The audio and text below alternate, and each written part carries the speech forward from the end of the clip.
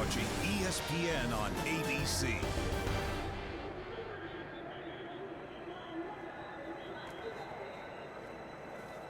I'm Russell Van Treese. This will be my 90th 500. Started out with my grandfather. He went to the very first race in 1911. He never missed a race until World War I. My uncle was invited to go to the race in 1912, and someone in our family has been at the race every year since.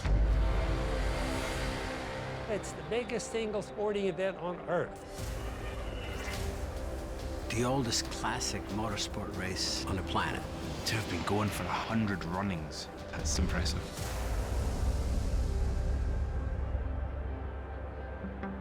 But tradition is the foundation for the Indy 500.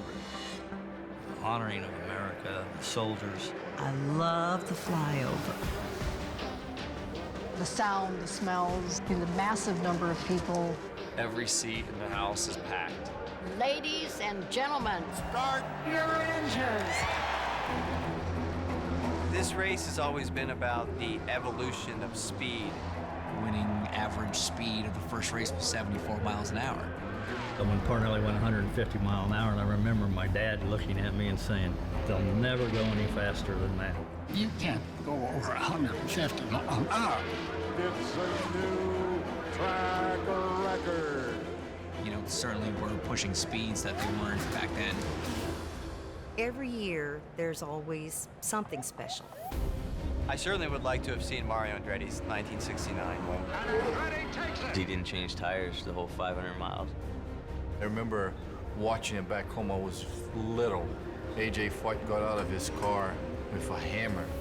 I've never seen anything like that. What's it take to win? Be lucky all day and get there first. Sullivan's spin and win in '85, that happened right in front of us. If you can look to any one thing, it's like, who knows what's going to happen until the last lap. He hits the wall! He hits the wall, coming out of fourth! J.R. Hildebrand, I never felt so sorry for a man in my life than I did that young man that day. Those things happen. I'd like to be in the audience for the 2006 finish. Marco Andretti, Hornish, who's going to win at the stripe? We thought Marco had won, but it ended up being Hornish there at the end. Right. That was a great finish. Al Jr. first won his race in '92. That's the closest finish in Indy history. You just don't know what Indy means. This is the best tasting drink in the world. That's some good memories right there. I love milk. This is awesome. This works. Raising that bottle of milk with the wreath around my neck and the Borg Warner in the background, priceless. You know, you become a legend, your face goes on a trophy. You get up close to that and you see all those likenesses of all those drivers. I am thinking of the people who have come before me. It brings tears to my eyes. Real men don't cry, but 30 minutes prior to that race, I'll be a basket case. Everybody wants any Indianapolis 500, but the 100th running. It's got just a little more pizzazz. To win this one, really you're setting the mark for the next century. I wish they could still be racing. You know, not a lot of people know who won the 34th Indy 500. People are going to remember the 100th.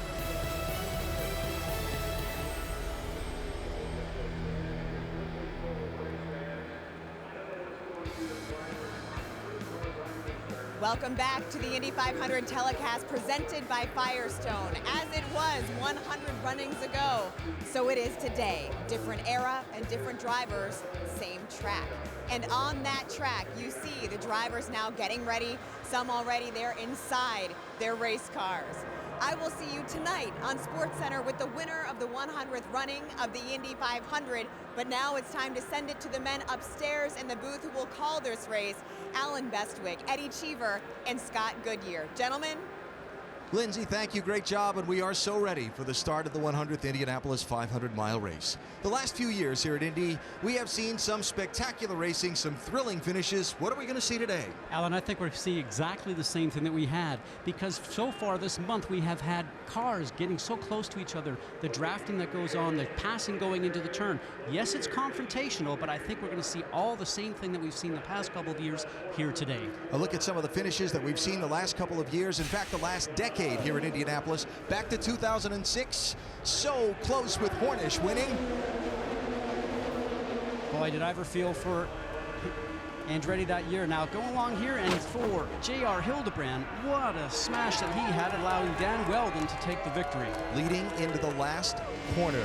Then, 2 years ago, Hunter Ray and Castro Neves. Right down the grass. He had to pass him on the grass, and it was such a close finish. Just look how close Castro Neves came to getting his 4th win, and an American won the Indy 500. And a year ago, the great last laps fight between Montoya and Will Power. If you look at the last decade, the numbers make the case.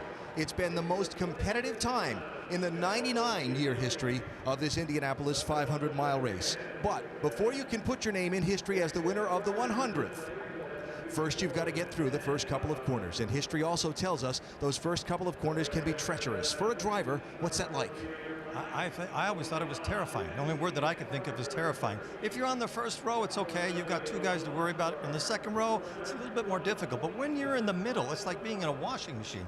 You don't know who's going to have an accident and who isn't. I got caught up in one in 1995, and I was up there on the top by myself, and Stan Fox just came up, and it was probably one of the worst accidents I've ever been in. And I was just a passenger. So get through the first couple of corners, key to having any chance to win the 500. Very a treacherous time. So we've talked about history, we've talked about traditions, and a few more of the compelling traditions that lead up to the start of this Indianapolis 500-mile race are about to play out as these drivers finish buckling in and they gather the dignitaries to get this race going in just a moment or so. Think about what's on the line today for these drivers, putting their name on that Borg Warner trophy as the winner of the 100th Indianapolis 500-mile race. Their opportunity right after the last few pre-race traditions. Back to PA announcer Dave Calabro. Race fans to perform back home again in Indiana. Please welcome 6th-season winner of The Voice, singer, songwriter, and Indy's own Josh Kaufman, joined by the Indianapolis Children's Choir.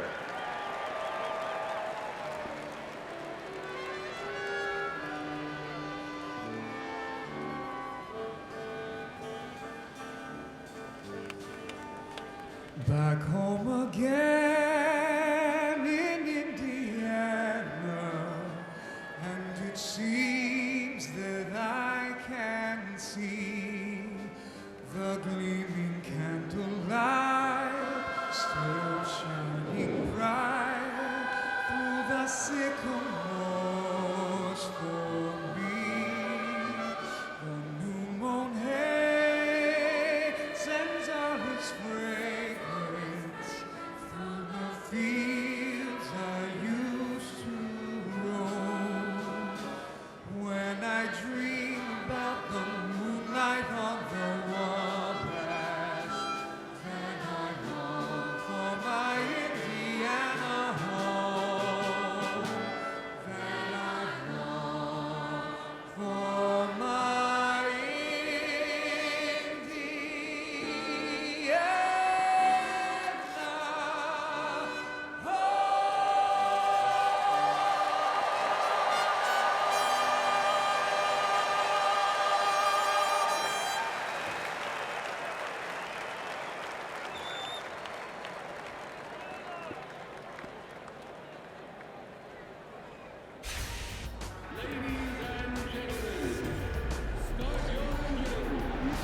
It not only signifies the beginning of the greatest spectacle in racing, but it's heard at the beginning of races throughout motorsports. But how did the start get its start? Some believe it was first used at Indy in 1948 by official starter Seth Klein. But the first documented use was by PA announcer Irish Haran in 1950. However, the man credited with coining the phrase was Wilbur Shaw. Gentlemen, start your motor. But as times changed, so did the 500. The 50s introduced us to a new voice behind the iconic words. After Wilbur Shaw's death, Tony Holman stepped into the breach and with a small tweak, elevated the command to new heights of fame and popularity.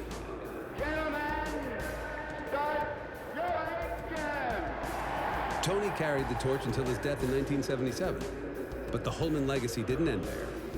His wife and daughter took up the mantle, and between them, they have delivered the command ever since. Start your engines! The year 1977 proved important for another reason as well.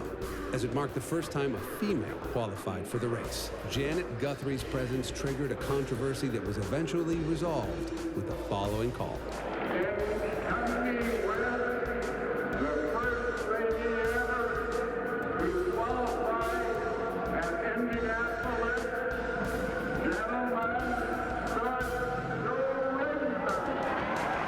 And ever since, the call has evolved to reflect the field of competition. Ladies and gentlemen, start your engines. Ladies and gentlemen, start your engines. As the Indy 500 celebrates its 100th running, the race and the most famous words in racing will continue to evolve side by side with the Holman-George family.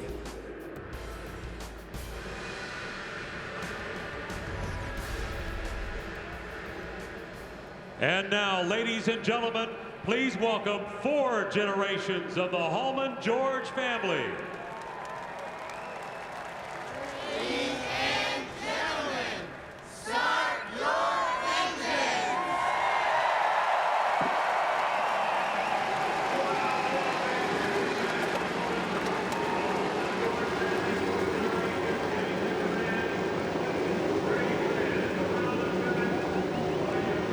I am standing with 4-time Indy 500 winner A.J. Foyt, who's about to signal this field to roll. A.J., you've been coming here 61 years. How special is this day to you? Well, this is very special because I didn't think I'd ever be here, so it makes it that much more special. But all in all, if it wouldn't have been for the Indy 500, you wouldn't know A.J. Foyt. Like I say, God bless the fans going home tonight and also the drivers. Nothing epitomizes this place or this race more than this man, A.J. Foyt. Okay, my friend, it is time to signal the field for the 100th running of the Indianapolis 500 to begin to roll. Okay, send them off, A.J.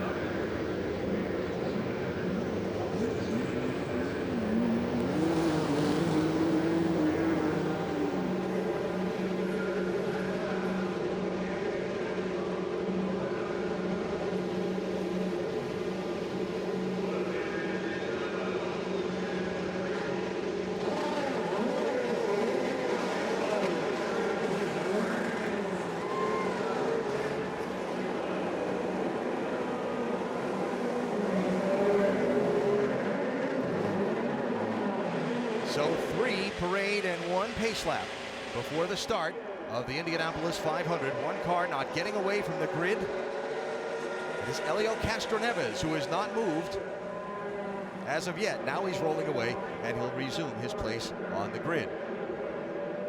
At the head of the grid is the Honda 2-seat Indy car driven by Mario Andretti. You can enter at racewithhonda.com for a chance to start a Verizon IndyCar Series race in that car with Mario. And look who's aboard with Mario today. 6-time Grammy Award winner, Lady Gaga.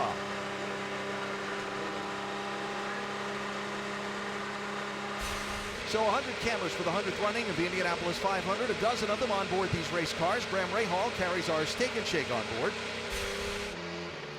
There's former winner Tony Kanaan with the NTDTT data on board. Last year's winner, Juan Pablo Montoya, with the Verizon on board. Marco Andretti has our Mutual of Omaha camera today. Rick? Well, 50 years ago today, the headline in the Indianapolis Star read, "Can they catch Andretti?" Talking, of course, about Mario. Well, today, it's his grandson, Marco, who's going for that victory. And think about this. Marco has led more laps here at this track than any other active driver who doesn't have a win. And he's hoping that late in this race today, once again, they can be asking that question, can they catch Andretti? Rick, Scott Dixon has our Firestone on board. And if you look where Dixon is in the starting field, here's a group that you can watch to come toward the front. If Dixon, Kanaan, and Montoya work together, expect this group of winners to get to the front really quickly. And I'm watching J.R. Hildebrand. Remember, he had this race won in 2011 before he hit the turn 4 wall, and he told me he has a car to win today.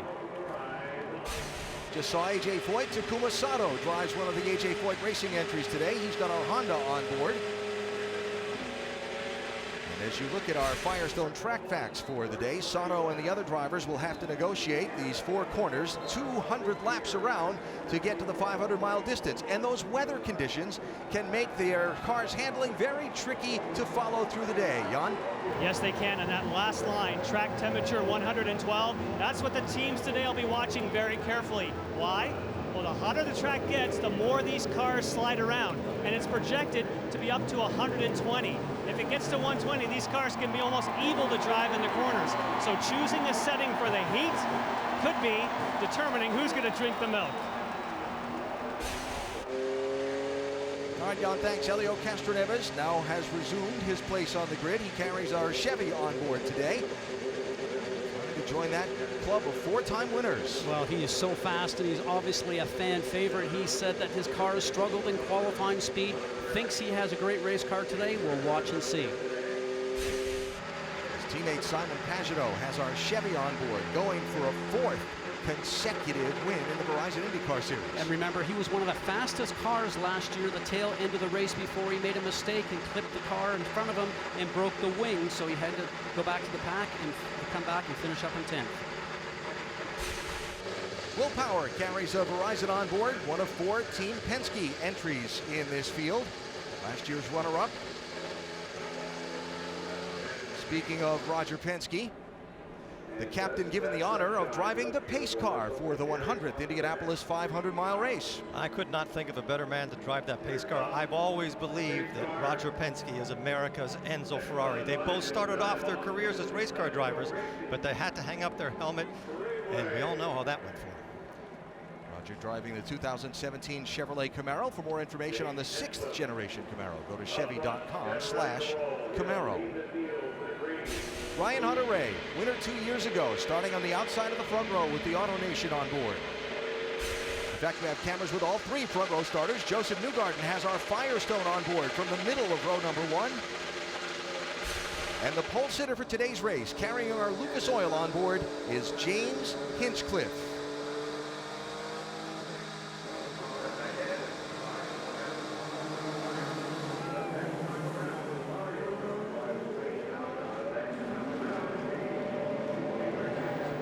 Folks, it's important to remember that it was just over a year ago that James Hinchcliffe could, and quite honestly maybe should, have lost his life from injuries suffered in a practice crash here at Indianapolis.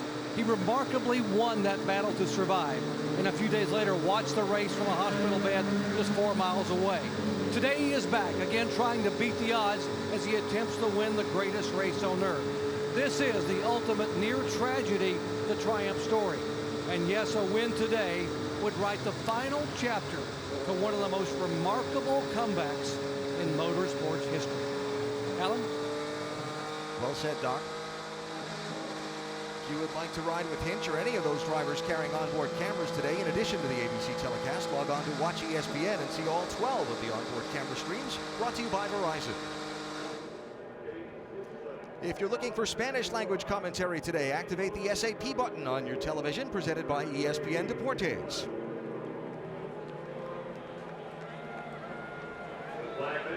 So the crowd, the people, the terrifying turn 1, and driver's thoughts at this moment. You just notice the crowd that's there, because all month you've been here practicing, and it's a great big grandstand of people all the time, but it's dark and gray throughout the month. Now there's warmth, color, and movement. As a driver, you certainly notice that, but getting through turn 1 is always the big thing.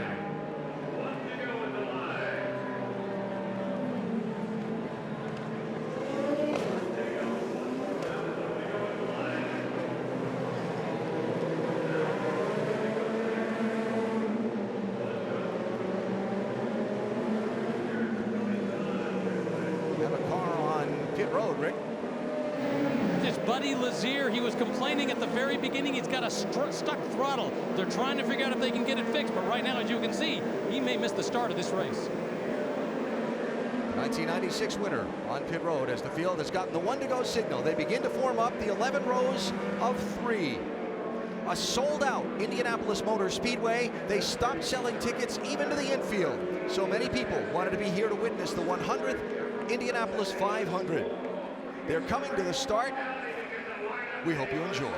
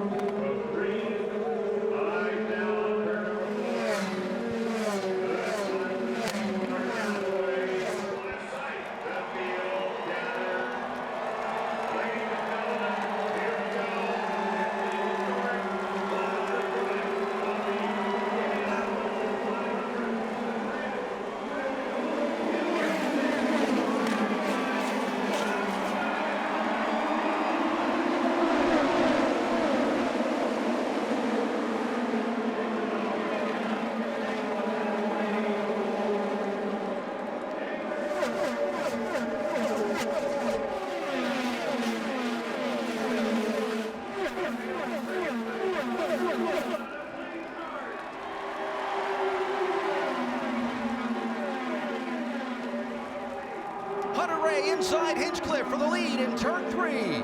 And it starts. Scott, here we go. Boy, aggressive on the first lap. It's amazing what the drivers are doing. We even saw cars right down to the white line, almost on the grass. But an almost picture-perfect start. What a great way to start the 100th. Now for second place, Newgarden looks to the outside. Instead, he might give up a spot. Townsend Bell below him. Townsend is really aggressive. Passing cars into 2 is not something you would normally do on the second lap. With as excited as everybody has been here this month and all amped up for the 100th running, the electric atmosphere in the garage is like I've never felt it before. Everybody wants to be up front here and lead at some point in time.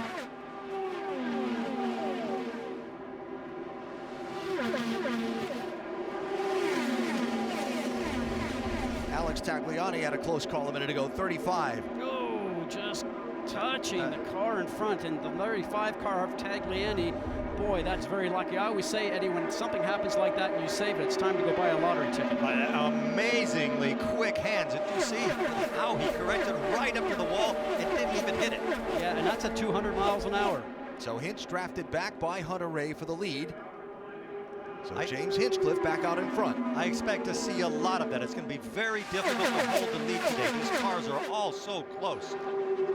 Not only are they close, but the aerodynamic draft, and back to those hot weather conditions John was talking about, the amount of downforce as Hunter Ray looks back for the lead that they're having to run makes holding the lead difficult, and it's going to make decisions for these drivers late in the race on where to position yourself really tricky. Absolutely. What's happening is, as you said, with more downforce, they punch a bigger hole in the air.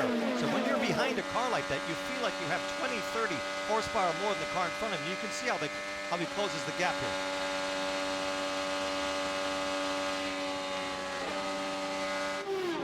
You heard a breathe of the throttle there with Joseph Newgarden. Went down a gear.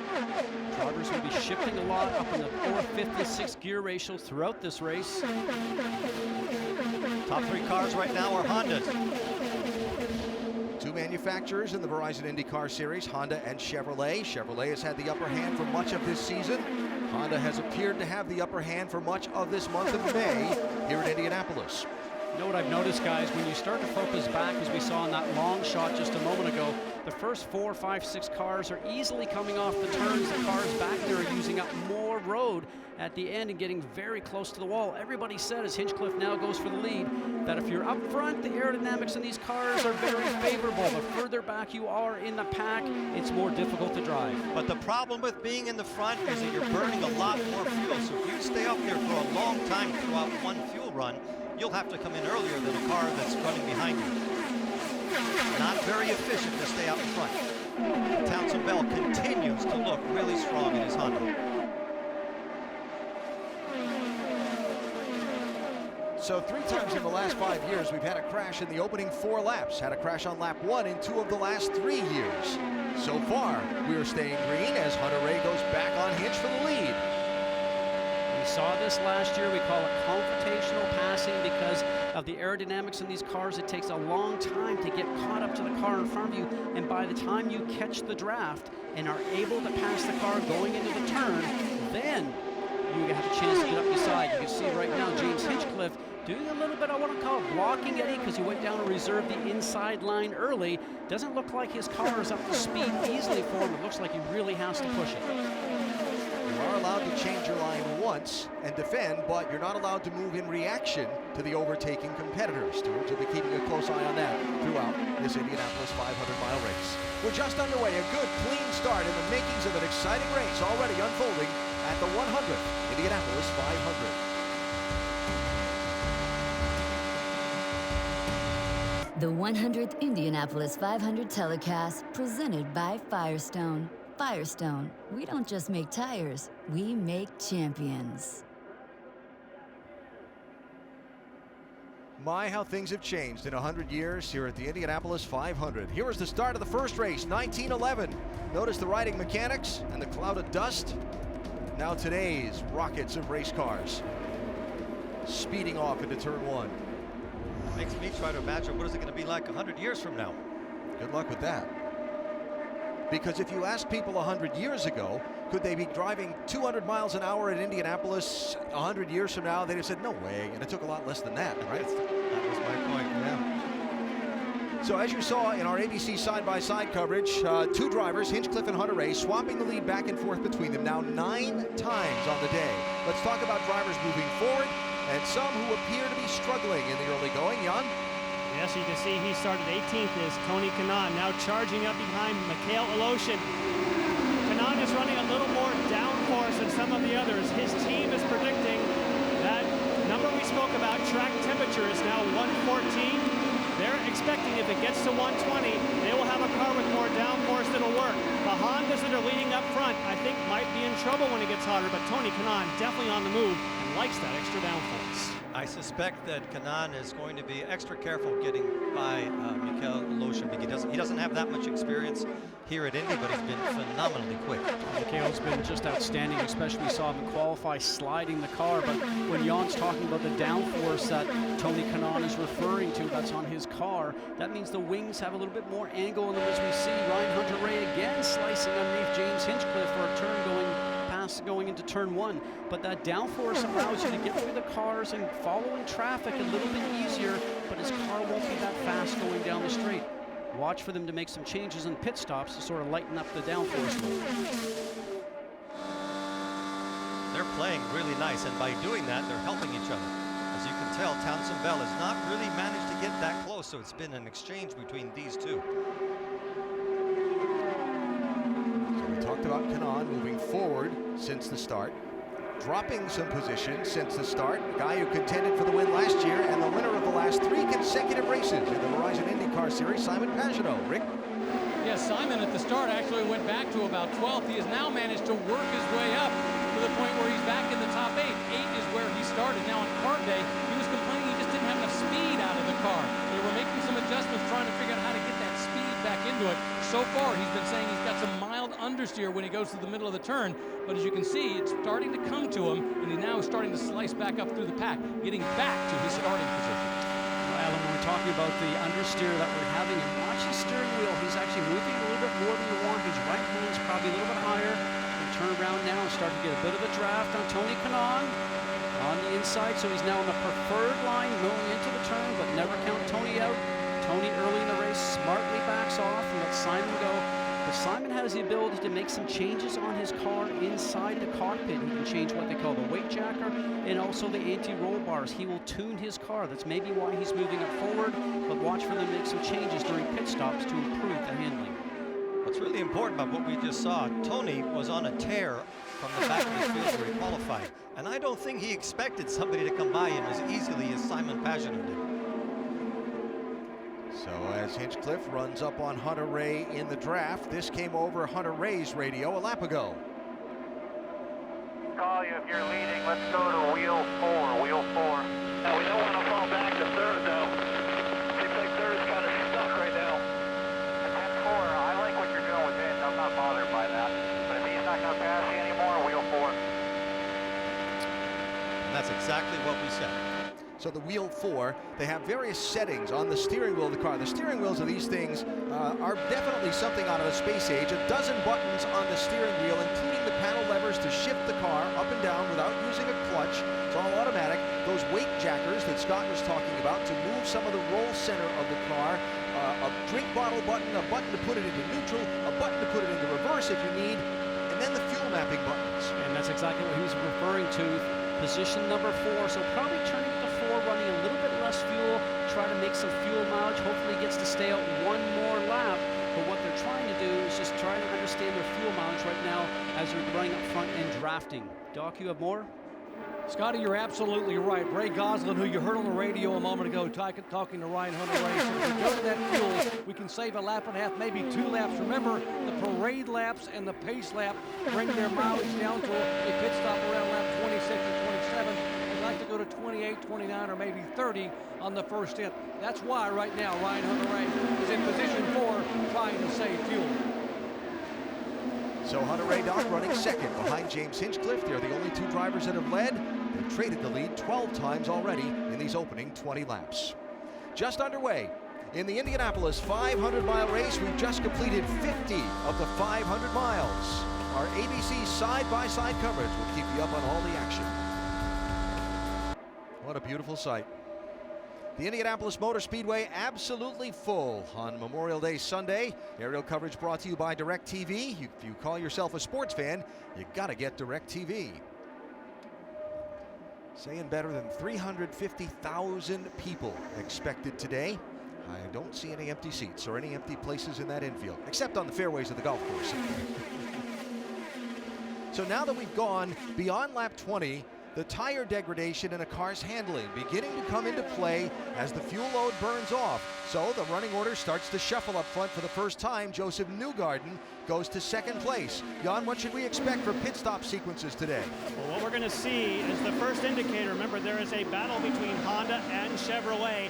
We do not yet know in Speedway trim who can go farther on fuel. Simon Pagenaud, you can see in a position here where he's saving fuel by being in the draft. From lap 28 to 31 is the approximate window. If someone stops in 28, means they're burning a lot of fuel going for it. If they go all the way to 31, that's somebody like Simon Pagenaud that might be back there saving fuel. Again, we do not know. Townsend Bell ahead there, that's a Honda. Behind is a Chevrolet. Time will tell to see who has the better fuel mileage for the 100th running. Now, saving fuel is not just about the mapping that you have on your steering wheel. What you have to do is you have to time when you come off the throttle at the right place, Scott, so that you can coast and let that car in front of you drag you along, because they're punching such a big hole in the air. And that is not an easy thing to do when you're maybe 6-7 feet behind a car. I've always said this is so tough to drive at this racetrack because you're multitasking. You're going into turn one at 230 miles an hour. You're trying to get down to what they call the apex, say a foot square patch on the track that you're trying to get that left front wheel to go to, because that's where it needs to be for you to be able to get through the turn very quickly, as we see these guys doing this right now. They're also looking up ahead of you and maybe dealing with the car that's in front of you, the dirty air, that car that produces that dirty air in front of you, and also you're watching your mirrors and listening to the spotters, those the teammates that are actually up on the top of the grandstands letting you know exactly where the car is behind you. So a lot of work inside that cockpit. Now we're hearing on the radio with someone that pit this time. Be interesting to see maybe even if it's James, because it looked like his car was struggling there for a little while. It'll be the leader, Hunter Ray, and Hinchcliffe. And they were the two cars that led the most laps. 60 miles an hour from, 200 miles an hour onto the pit lane. And they come down toward Dr. Jerry Punch.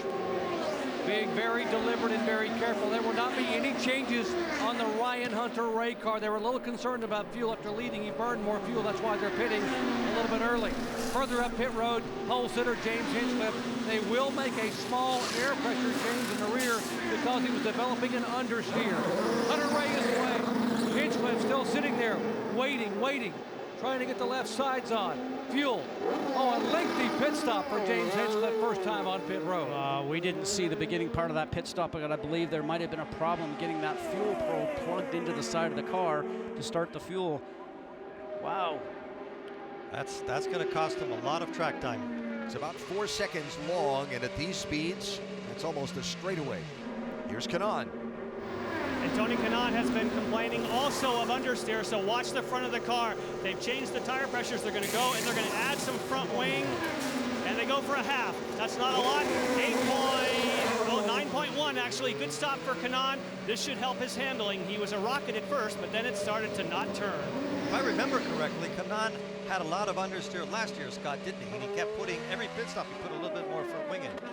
It's always healthier to have the front of the car giving up, not the back. Newgarden and Pagenaud in. Rick?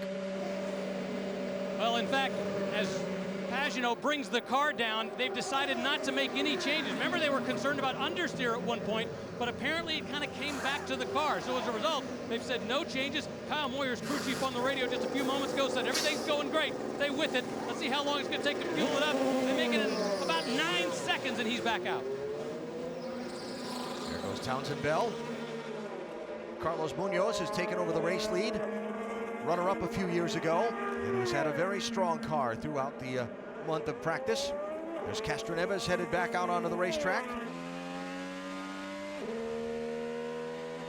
Now, man this is with a very so much tricky experience. time as a driver, and you especially with Castroneves, he understands it. Eddie, as you said, he's got experience here. When you come out of the pit lane, the tire pressures need to build for a couple of laps as we watch the 12 of Will Power coming in. Rick?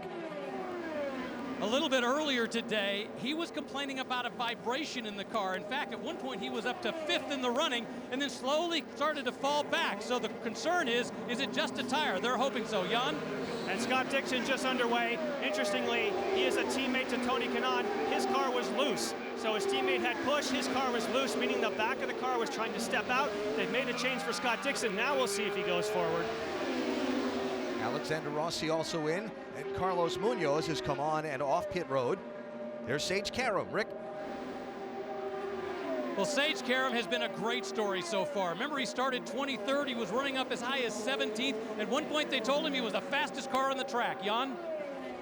Juan Pablo Montoya is going to get his service now. He is somebody who is actually running light on downforce. And in fact, no, they add some more in. So anytime you add front wing, it would mean that at a 10.2 second stop, that's not a lightning stop for the Penske team. But again, trying to dial in the car. And that's what happened when he won the race last year. Every single stop, they added downforce. This time it was at the front for Montoya.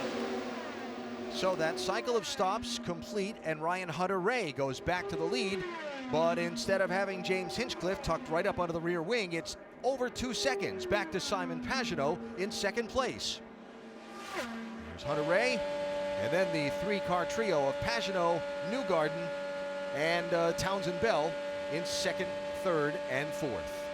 We'll see how many laps it takes Pagenaud to catch Hunter-Reay, because when you're out there by yourself, you're a little bit of a sitting duck. So what happened on James Hinchcliffe's pit stop? Well, as you watch, guys, we're going to watch for the fueler to connect the fuel probe going into the car. Now, you can see the fueler right there. Seems like all is fine, but it's just a long time for the fuel to get in. So do they have a problem with the tank? The fuel flow wasn't happening quick enough. We'll have to see if the team notices something with that and corrects that problem. But he can't have pit stops like that all day long. You will not win the race in that length of time.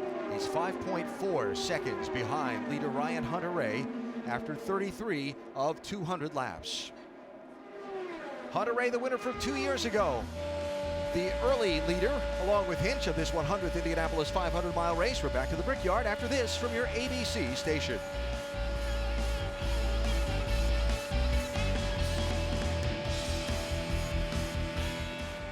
The 100th Indianapolis 500 telecast, presented by Firestone.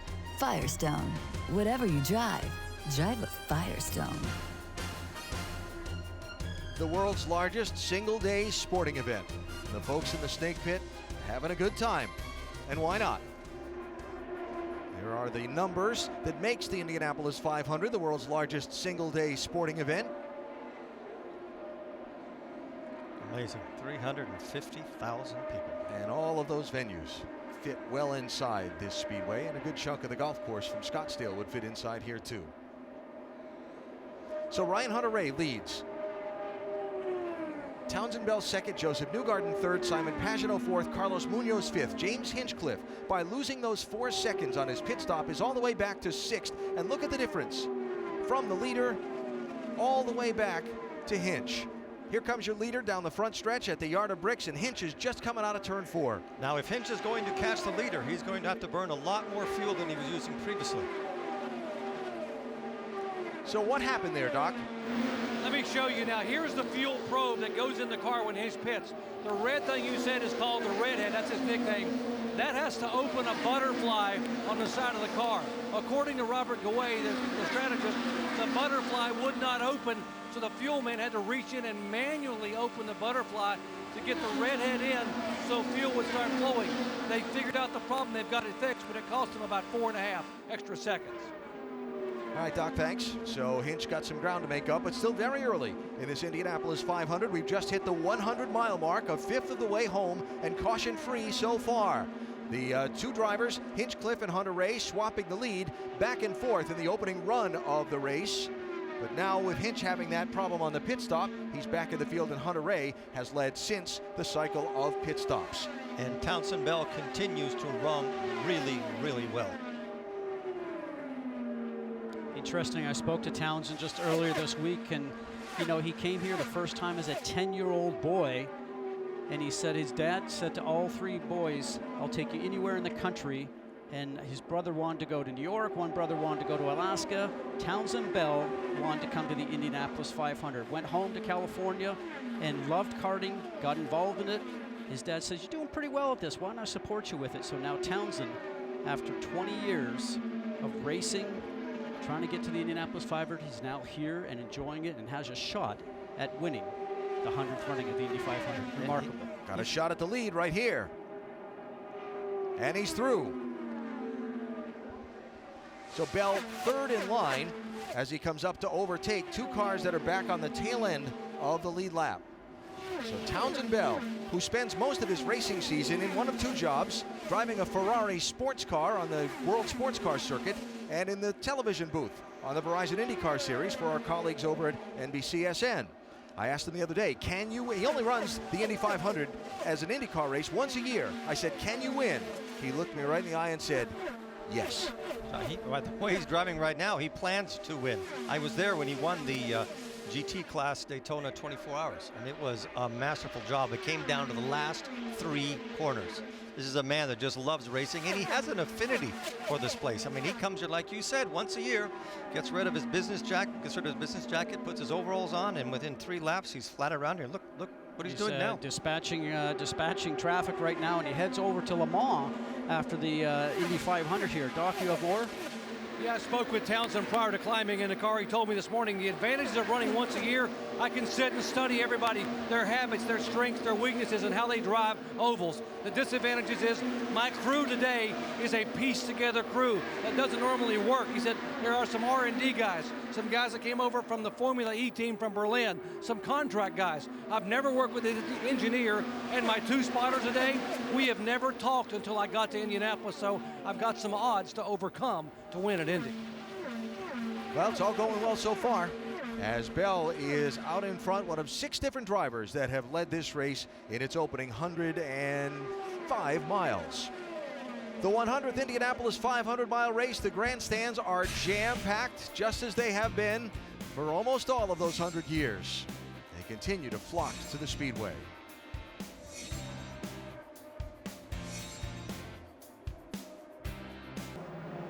Caution out for debris at the exit of turn 2. Everybody coming down pit road. Doc?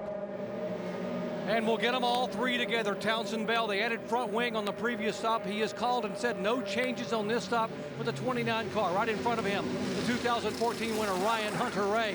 They have also said no changes, whereas further up pit road, James Hinchcliffe, half a turn of wing because the car is really loose. There's a battle. Hunter-Reay will win the battle on pit road.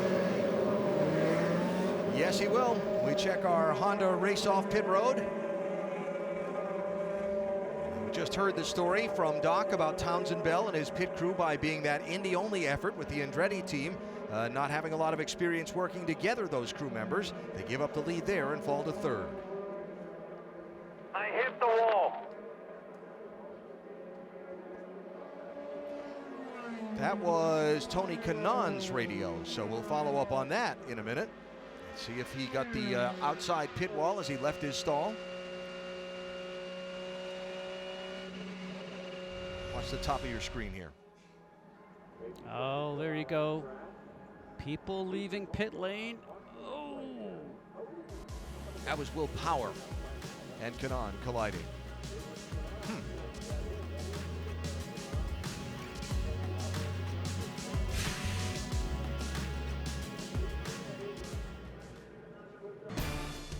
Just past the 1/4 mark of the 100th running of the Indianapolis 500. Our telecast today presented by Firestone. Under the first caution of the race for debris out in turn number 2. A reminder about next weekend's action that moves to Detroit. Verizon IndyCar Series in the Duel at Detroit, Saturday and Sunday, both here on ABC at 3:30 Eastern Time as they blast around the course on Belle Isle in downtown Detroit. So we just saw Tony Kanaan and Will Power there, 10 and 12, tangle on the pit lane. Here's Kanaan's radio. Power, put me in the wall. I hit the wall. incident under review by the stewards in race control. Now the rules are on the right-hand lane, that is the fast lane. The lane that's in the middle, that's the transfer lane. So once you've left your pit box, which is on the left-hand side, you're to get into the middle lane, as we're going to go right along here with Willpower. He should stay in that middle lane. All clear, go right. Yeah, and that's whoever's yelling all clear to him is not looking down the pit road. That was the issue when they told them all clear, but they don't really care when you get a penalty if they said all clear or not. You heard the call from the Willpower pit saying, sorry about that, you okay? How about the Karam pit? Yes, and what happened, there was a further radio communication for Tony Karam. The team says, we think the car is okay, but Tony said, my steering is slightly changed. You can see it's just slightly, it's straight now, and he'll bend it to the left. And again, anytime your steering is not in the exact same position that it was last time, doesn't mean there's a problem with the front. More likely, there's been a slight tweak at the rear, known as the toe angle. So they think the car's fine, but he's going to have to feel it out at speed next time he goes into turn number 1. All right, Jan, so how penalties work in the Verizon IndyCar Series. There are 3 stewards in race control. They look at it, they review it. They have a very sophisticated video replay system there. It's literally a 3-man vote. Majority rules. And they have a very lengthy list of penalty guidelines and a minimum, a medium, and a maximum penalty that they can apply to each infraction of the rules. So while they continue to clean up some of the marbles and debris on the racetrack, we will take a break, come back for the restart after this from your ABC station.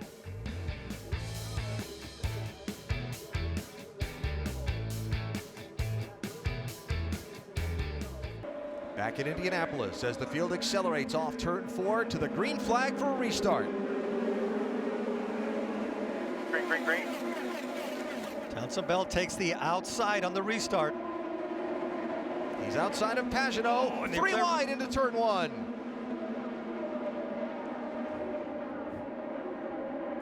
Joseph Newgarden in that dark blue car moves up to 2nd. Pagenaud shuffled back now to 5th. Almost reminds me of a karting move, and Joseph came up through the karting ranks here just locally in Indiana. Wow. I would say that ruffled Pagenaud's feathers. He's got to get it together here and start working his way back up again. This is always a time that scared me because it's so crazy, because as a driver you want to pass the car in front. It's a great opportunity to do that, but you have to keep eyeful of your mirror because everybody's coming up from behind you. Here comes Townsend Bell through to 2nd. Back around Newgarden. And Karam has passed Pagenaud.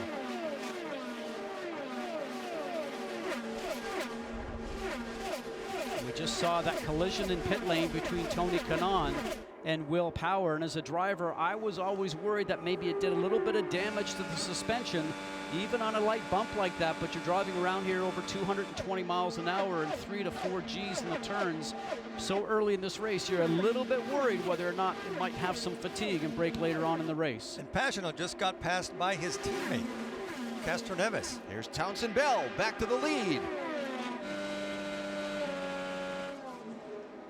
Penalties issued as a result of that contact on the pit lane between Willpower and Tony Karam. Power for unsafe release, sent to the back of the field. He was in 9th place, he restarted 31st. Also, Oriol Servia penalized for an unsafe release on his pit stop. He went from 19th place back to 30th. Power stopped and topped off the fuel, also made an adjustment on his car.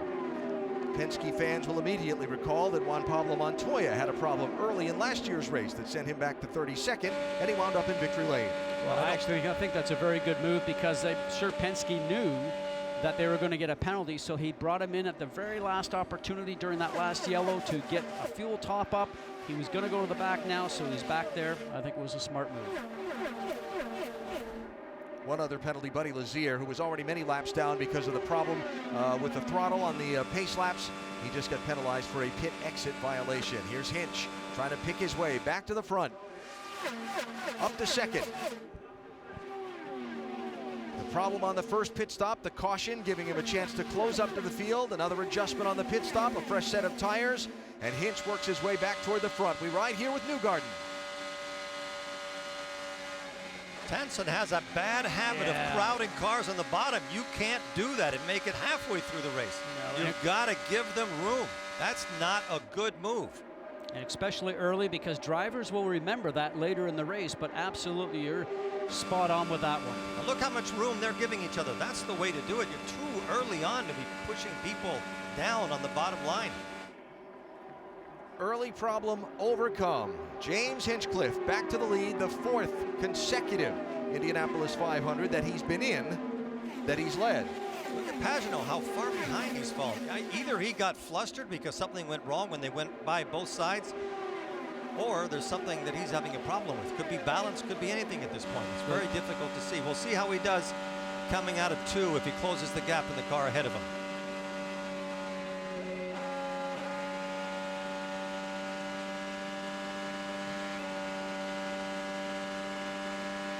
That lift and change of gears coming out of the corner can't be a good sign, Rick. Actually, I was just talking with his crew chief, his strategist, Kyle Moyer, and he says there are no problems with the car right now. Now, you'll remember during his first stint, he actually didn't run as well at the beginning. He began to make it up at the end. So I'm beginning to think it's possible that he's got one of those cars that runs better at the end of the stint. But once again, talking with the team, they said there's no actual problem with the car, at least not that Simon has reported. Yeah, good point. Look at this. 3 abreast. 41 Hawksworth, 77 Serbia. Oh, that is so tight and so dangerous to go high up in 1. So Oriol Serbia in that white car trying to make up some of the ground he lost with the unsafe release penalty on pit road a minute ago. And that's for 23rd and 24th position, guys. It's as much of a battle back in the pack as it is the front. Drivers are driving just as hard, sometimes a little harder because their car's not working as well as, say, the cars that are running up front. So, Eddie, you and I have had this before where you feel like you're exhausted at the end of the race and you could have actually driven harder than you've ever driven before, and you've ended up finishing 18th. Here's Will Power trying to make up some of the lost ground from his penalty. Gets around Ed Carpenter, having a struggling day. Carpenter is. 2-time pole winner here for the 500 in that green and gold 20 car.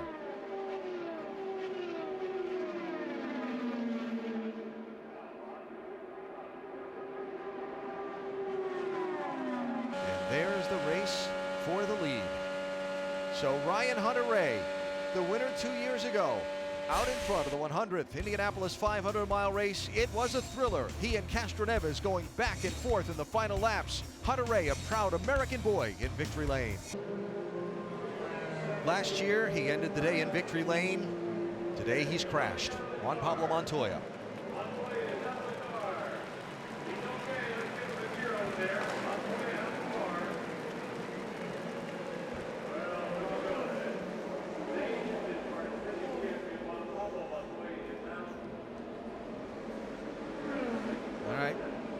See what happened to the 2-time winner Montoya that got him in trouble off of turn number 2.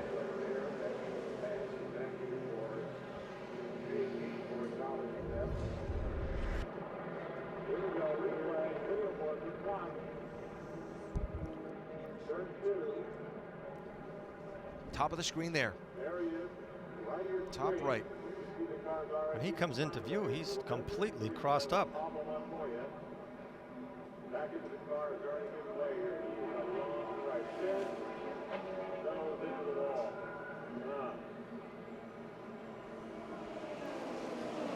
Look at everybody after him take to that safety apron that's paved over there.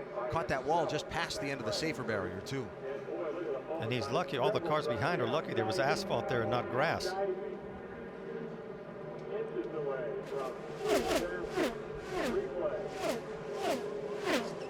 Just snapped on him. Just right in the middle of the corner, just snapped on him. Right along on board, I thought I heard him say over the radio that he felt like something broke.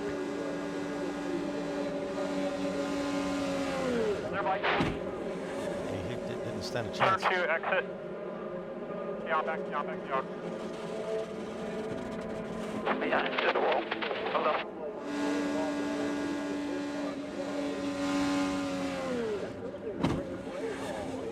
Very smartly. Taking your hands off the steering wheel. An open wheel car, you do that because if your hands are on the steering wheel and those wheels hit the wall, it could break your wrist or your thumb when that wheel violently snaps around.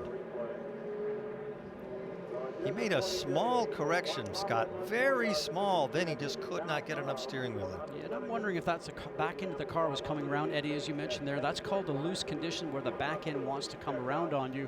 And it looks like he was trying to deal with it, and maybe it just came around on him. When it comes around on you like that, as you know, sometimes you think something broke, but that was probably an imbalanced race car.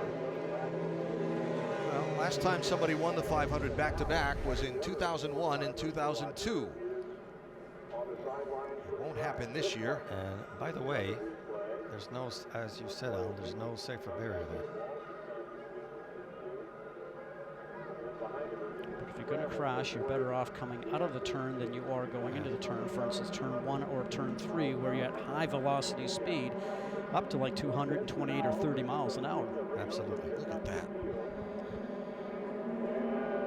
That's about 300 grand going up in smoke. Pit road open. Here come the leaders. Look at this log jam. Where the pit crew has to shine.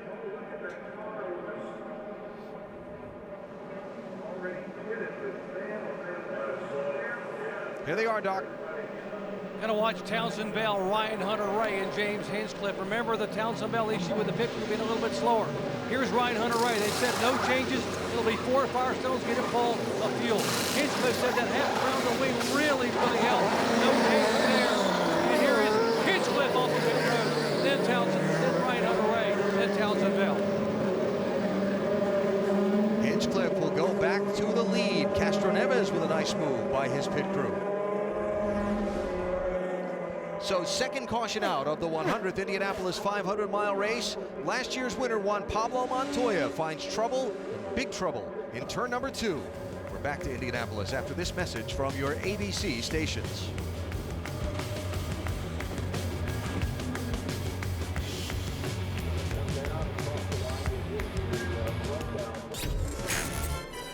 The 100th Indianapolis 500 telecast, presented by Firestone. Brought to you by Butterball's delicious turkey burgers, bacon, and smoked sausage. An 86-degree afternoon here at the Indianapolis Motor Speedway for the 100th running of the Indianapolis 500-mile race. Our telecast presented by Firestone. Our Mother's Race Rundown, showing you what's happened so far through 68 of the 200 laps. James Hinchcliffe on the pole. We went caution-free for a little bit for the first 46 laps anyway, a clean start. And Hinchcliffe and Hunter-Ray went back and forth for the lead in the opening stint. They were really working well together. Obviously, they wanted to see how their cars would work in traffic and for fuel, and they gained a lot of information. Look at this exit of the pits. Will Power coming out, and he was assessed a penalty for avoidable contact, in the sense you have to come out of the pit lane and just go along in the middle until you can go up into the high lane. We call it the high-speed transfer lane. And Juan Pablo's luck finally ran out. He got sideways in 2, tried to correct it, and he hit the wall. Not hard, but enough to take him out of the race. It'll be the first time in 4 tries in Indianapolis that Montoya will not finish the 500. He won 2 of his 3 tries earlier. So 1 lap to go. When Will Power got the penalty earlier, his team came down and topped off the fuel. Well, they did not pit under this yellow. So Power is now the leader. Hinchcliffe first off pit road is second. Hunter-Ray third, Castroneves fourth, Townsend Bell is fifth. Stewards are investigating more contact on pit road involving the 22 car of Simon Pagenaud. Watch the neon yellow car here. They're all diving for 1 space.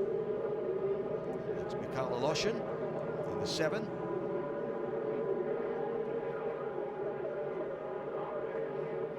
If you're the stewards, do you vote to penalize or not? That's a really tough one. So which way do you go?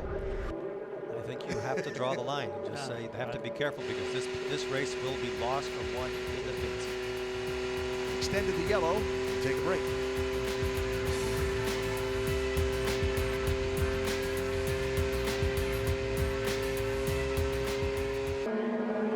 Saw Simon Pagano dropped to the back of the field from 10th place, penalized for unsafe release on pit road. Here we come, green flag, Willpower leads, heavily pursued as they come to the Art of Bricks. And they waved off the start.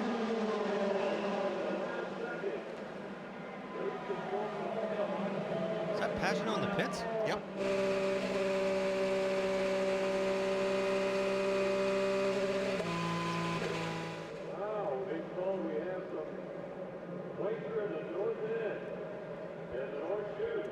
Yeah, I'm not so sure that Pagano wasn't going to try and take a fuel stop here. Once it went green, he was probably trying to duck in and get some fuel. He's going to take a case of it now anyways.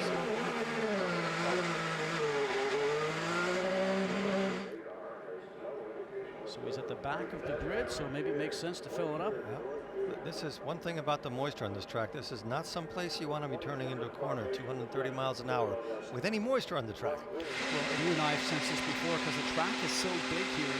The track can be dry in turns 1 and 2, and rain can be sprinkling in turn 3. So it's great that we have the great spotters here. You've got the spotters in turn 1 for the teams, and also the spotters up in turn 3. They would radio into IndyCar race control, let them know that there might be a little bit of rain coming down there, but also the officials would sense that also. It would be terrorizing to turn into a corner here and there'd be water on the ground. And we see the spotters up there on top of the stands above the spectators themselves. So up in that area there, that is turn 3, and that's where Rick Mears is a spotter and for Team Penske, and he is up there. And the interesting thing that every time he walks up there to take his place up in the perch, all the spectators see him walking up the stands, and they turn around and they give him a big round of applause. And there you can see Rick right in the center of your screen. And when you mentioned Rick Mears, my thoughts immediately went to see where Castroneves is at, and he is P4. Yep, that's Rick. 1, 2, 3, 4, 5th from the left of your picture. 4-time winner. What do they call him? The Rocket Man? The Rocket. The Rocket. He just had a knack for this speedway. Qualifying, race, always quick to credit that he was with a good team and had good equipment, but don't underestimate the talents of the man as well to know what it takes to win here at Indianapolis.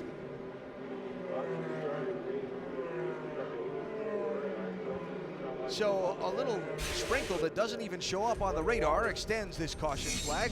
What a delightful time it was having a conversation with Foyt, Unser, and Mears, the 3 4-time winners of the Indianapolis 500.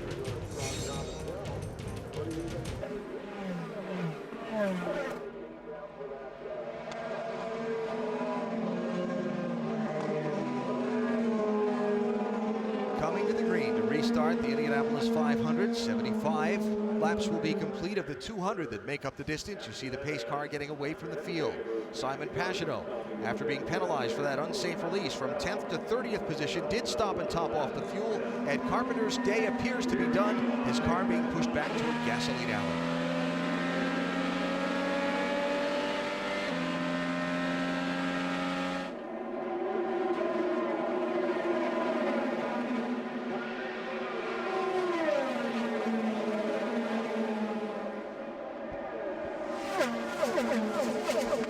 There was nothing Power could do to stop Hinchcliffe.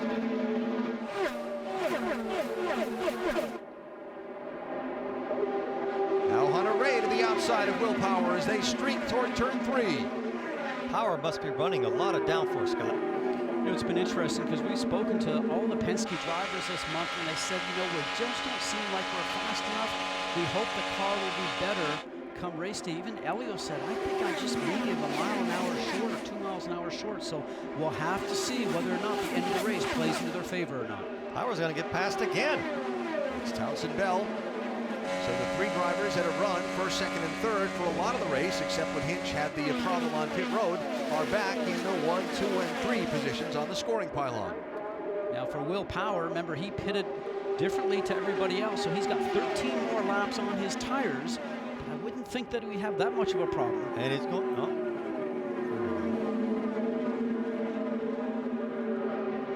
Newgarden around Power. Castroneves next up on the back. There's Aloshin looking to the inside of Carlos Munoz. Lost some momentum. They're going to feast on him down the front stretch. Challenge for the lead here, Hunter Ray. It's almost as if these two have made a pact right from the beginning. They've been helping each other, gaining speed all the time. When one passes, the other one just says, okay, I'll lift a little bit, because they know they can work together. I guarantee you, if they keep doing that to lap 195, that will end. Our first glimpse of Graham Rahal in this race. Red 15 car there. Started way back in the field. In 26th place, he's worked his way up to 13th. I spoke to him the other day. He said, I think I have a good race car. And it's always, Eddie, as you know, as a driver, you say, I think. That means you're going to bed the night before, hoping and praying that when you show up on race morning, it's magically helped itself. As if you think if you say it often enough, it'll be this. It'll be thus. Man, these cars are so close. Who's really running a good line and very aggressive is Newgarden. Joseph Newgarden, fourth in line there. Started in the center of the front row, the 25-year-old from the Nashville area. In his fifth 500. Said he wasn't worried about the first lap starting in the middle. He was worried about all the laps after that and staying up front. And you can see what a struggle it's been at times to keep up with Hunter Ray and Hinchcliffe and Bell. You're absolutely right, but what I really like about Joseph Newgarden is that he is a closer. Every time he has a chance to win a race and have a good result, he always pulls it off. How about that for a late minute pass from Castroneves?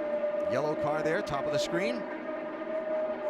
What a beautiful shot. Just shows how big this speedway is. And that straightaways are 5/8 of a mile long, so you're getting along there pretty quickly. And here goes Castroneves again. There we go. We've got a racy Penske. Dispatching his teammate Will Power backwards, but look at Elio. He's got speed in the middle of the turn, guys. They have changed that car from the beginning of the race. It looks like he's got something now that he can drive to the front. Let's listen to the throttle, see how he does in the throttle.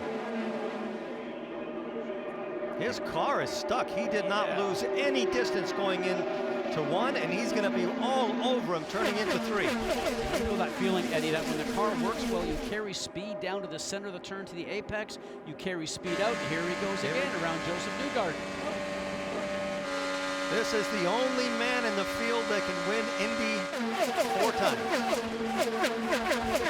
Join the club. And he is on a tear right now. 19 laps or in 18 laps will be at the halfway mark. This is a really good time to be picking up your pace.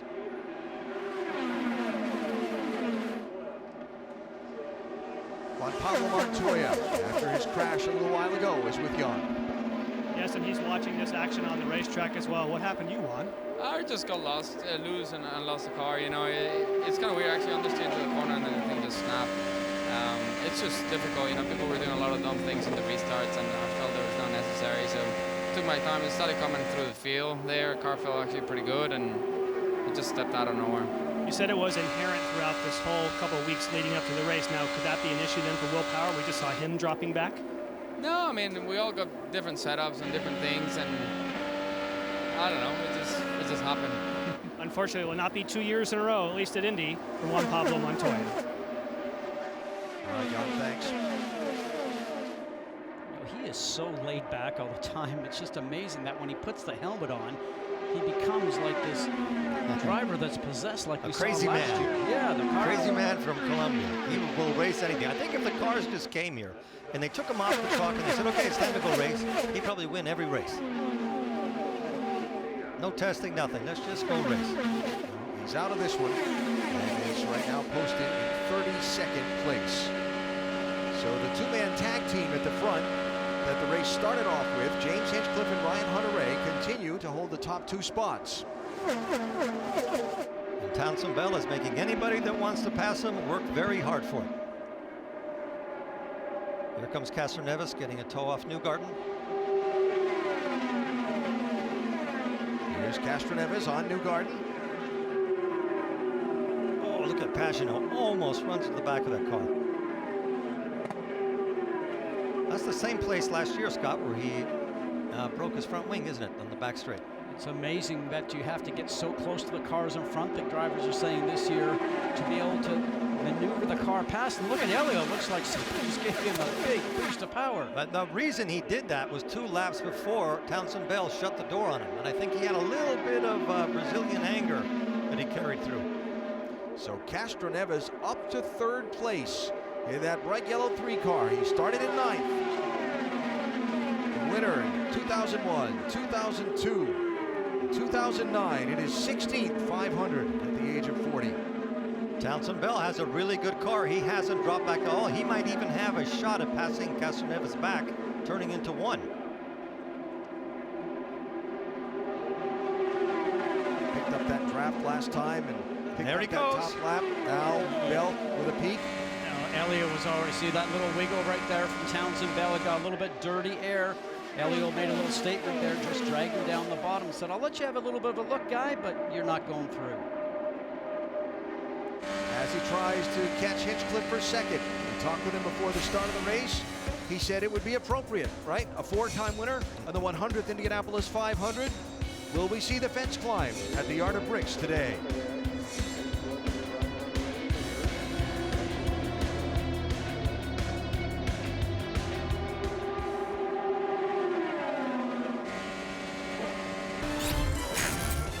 The 100th Indianapolis 500 telecast, presented by Firestone. Brought to you by Ram Trucks. Guts, glory, Ram.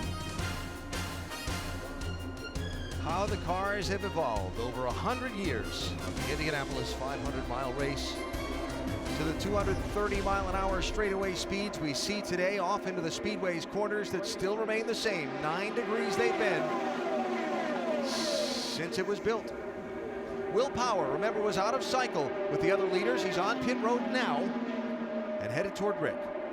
After the penalty, had to go all the way to the back of the field. They have not made any adjustments on the car so far. The last time he was in, they did check the front wing to make sure when there was contact on pit lane, they had a front wing ready to go, but chose not to put it on. They've made no changes. They talked about doing a wing adjustment, but decided against it. Full load of fuel, pulls out at 8.8 seconds.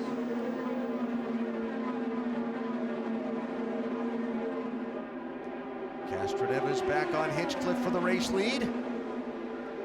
30th lead change of this Indianapolis 500, and we're not to halfway yet. The only thing that changed here is Hinchcliffe has changed his dancing partner. Got rid of Hunter Ray, and he's dancing with Castroneves. There you see Power blending in, just losing a lap on that pit stop. Our aerial coverage today brought to you by DirecTV. If you call yourself a sports fan, you gotta get DirecTV. Beautiful day, 83 degrees, though you see some clouds beginning to build around the Speedway. Will there be a rain shower that might alter the picture as they're 3 wide here? It's Sage Karam on the outside. Townsend Bell down low to turn 1. That is close. Yeah. Karam is in trouble. Hard crash. I just started to say bail out of it. It's not worth it at this point in the race. He had worked his way up to 6th place.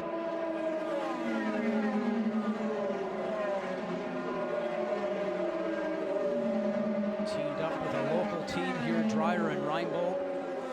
Turbo is on a little bit of fire on the right-hand side.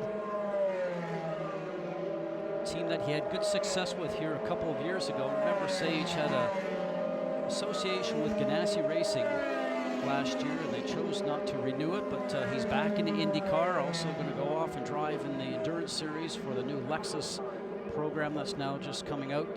So after here, he'll have some time in a car, working very hard to get back into a full-time IndyCar drive. Look at that tire still spinning because it's off the ground from the way the car sits.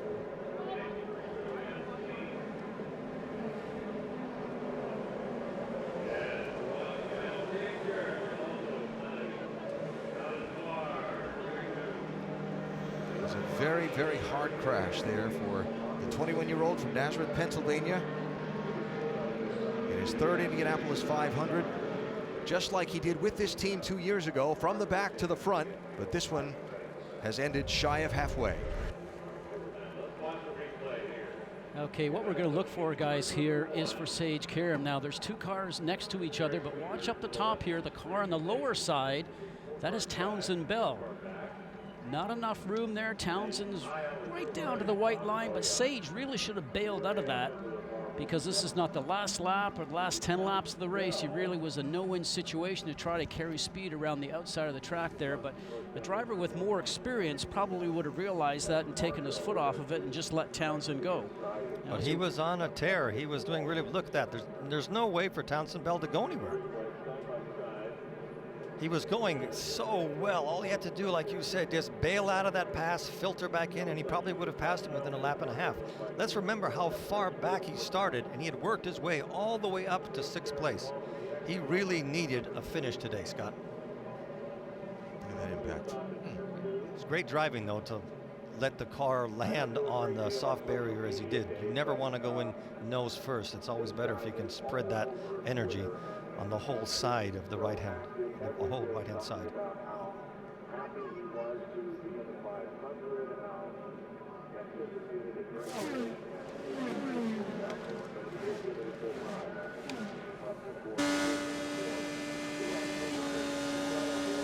Outside, inside, outside. Hold your line. Clear, clear.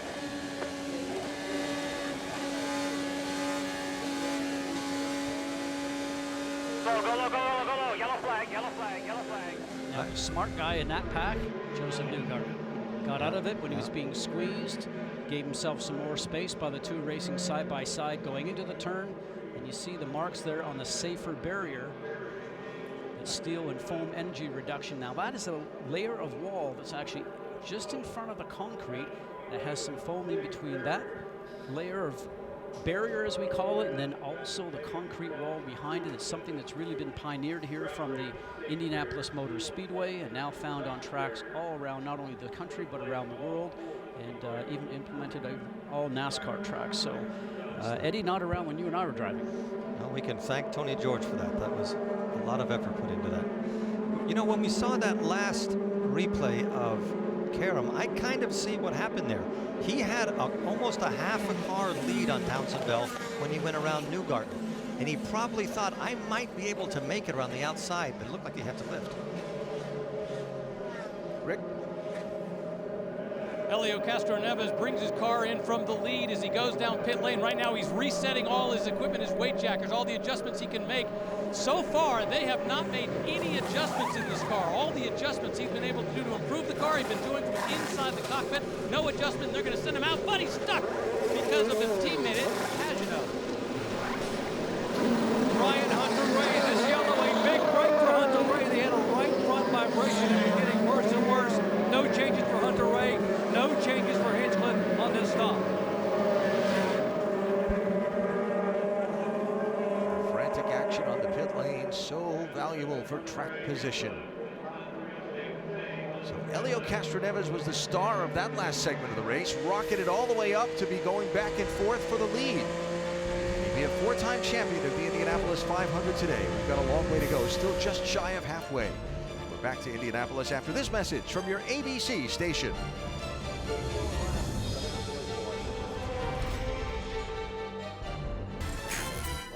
The 100th Indianapolis 500 telecast, presented by Firestone. Brought to you by H.H. Gregg. Cures FOBO, fear of better options. See store for details. How the Speedway has evolved over 100 years. The iconic pagoda at one point burned down. And they built a new one and built another new one. And now that shining glass and steel structure you see in the center of this massive racetrack. 100 years, it's a long time. And they continue to run this race Sunday, Memorial Day weekend, every year to great crowds and great competition. So it's halftime at the Indianapolis 500. Well, sort of. I mean, we're just about at the halfway point of the race, and we're going to have a break that's about like halftime of a football game, because where Sage Karam crashed, they have to make a brief repair to that safer barrier. So this caution going to be extended by just a few minutes. Well, you see the crew out there already working on it, and we'll have the restart in just a minute when it's ready. But for the moment, we'll take advantage of the halftime, not to get scores and highlights, but to get a break in, come back for more highlights on the racetrack.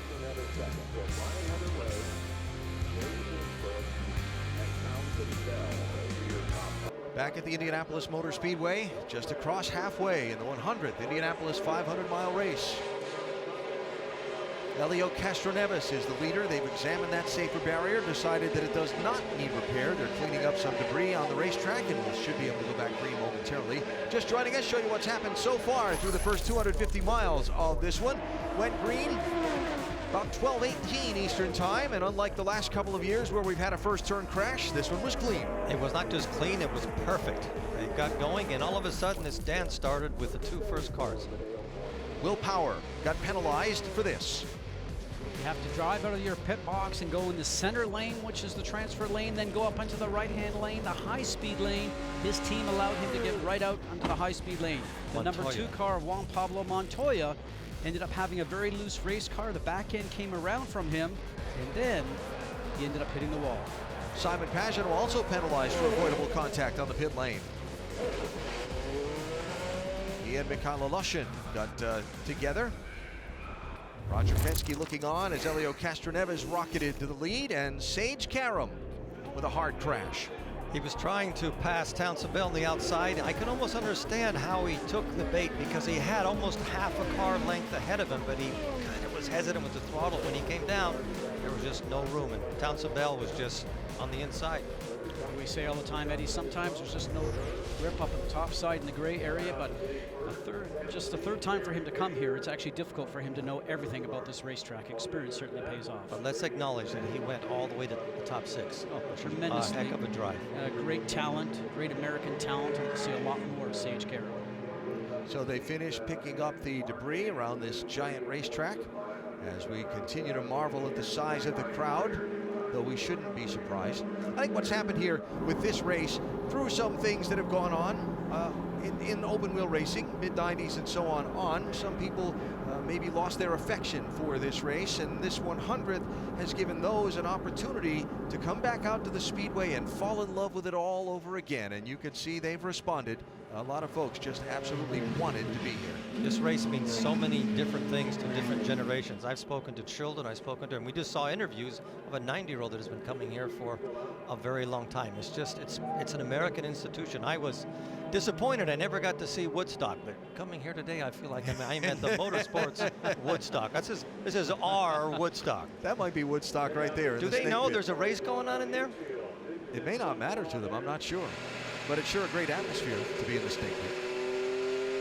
A look from Will Power's race car, and a reminder to download IndyCar Mobile to access exclusive in-car cameras, hear driver and pit crew chatter, and more on Verizon. So this 500-mile race, a journey for a driver. The start, you talked about how terrifying it was, Eddie, and now you've gotten through that, you've settled in, you've had a couple of cautions, couple of pit stops. Under those helmets now, what's this stage of the race like? What is happening is that certain drivers have been around certain other drivers, and they're starting to work together. So they're figuring out who has what, and there are some enemies out there right now.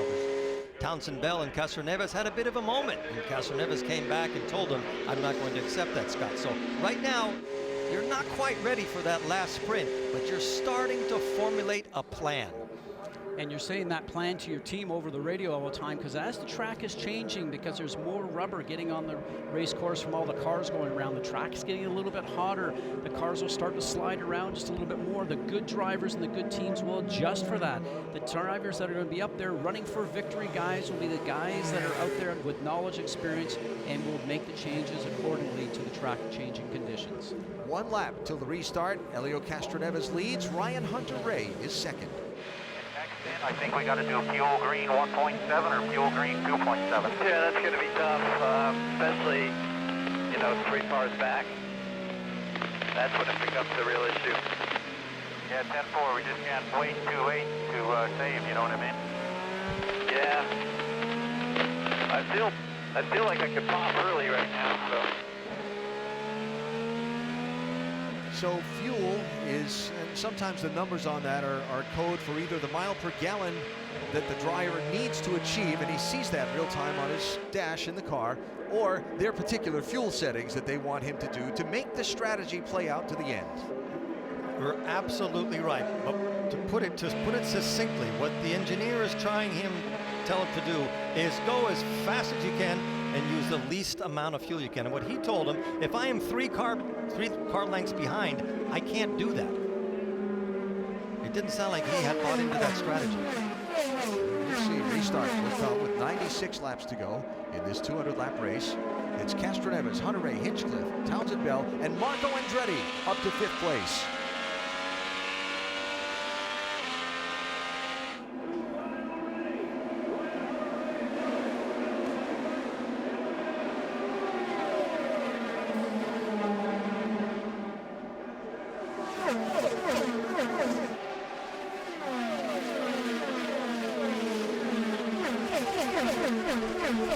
Hunter Ray to the lead. How about Tony Kanaan with those outside passes to get to 3rd? He just put himself right back in the mix of things. Tony Kanaan, the light blue car there. And they're frantically trying to sort it out. Hinchcliffe got filtered back to 5th place.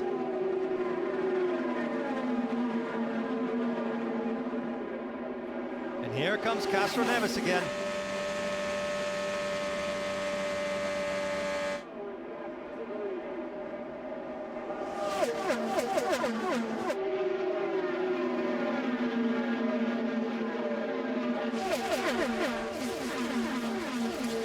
The biggest surprise for me today has been Townsend Bell.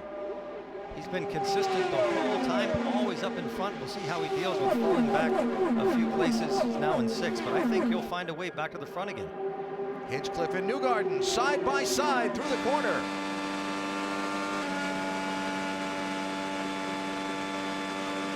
And here comes Bell. I'm telling you, Bell is going to be an issue at the end. He is relentless. Kanaan all over Hunter Ray for the lead. Castroneves shuffled back to 3rd, maybe 4th. They are passing between 1 and 2 and 3 and 4. You just don't do that. And we're surprised because there has been changes on the aerodynamics of these cars. The guys wondered whether or not they'd be able to do this, but I think it's better this year than last year.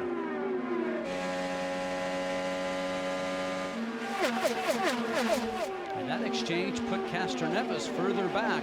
Now he's got to reset himself, maybe make a few changes inside the cockpit of the car, adjust the car, make sure the handling comes back to his preference. Kind of puts him back where he was before he made that big run up in the last stint, right? That's where he was running about. Well, we'll wait to see what happens here. Maybe his car's a little bit better as the run goes on. So as we start to deplete the fuel load and the other guy's tires start to wear off, maybe he's got a car that's a little bit better further. How about Tony Kanaan? Was concerned about damage the steering wheel when he had that pit road contact with willpower earlier, dropped back a little bit. Now here the winner from 2013 is up to 2nd. And it is always very scary when you even bump a rear wheel just a little bit at Indy in the pits, because you never know how the car is going to handle. But right now it looks like he has one of the faster cars on the track. And watch this. There you go. Can hear the crowd. Everybody is standing up. Wheel 2 if you're going to lead.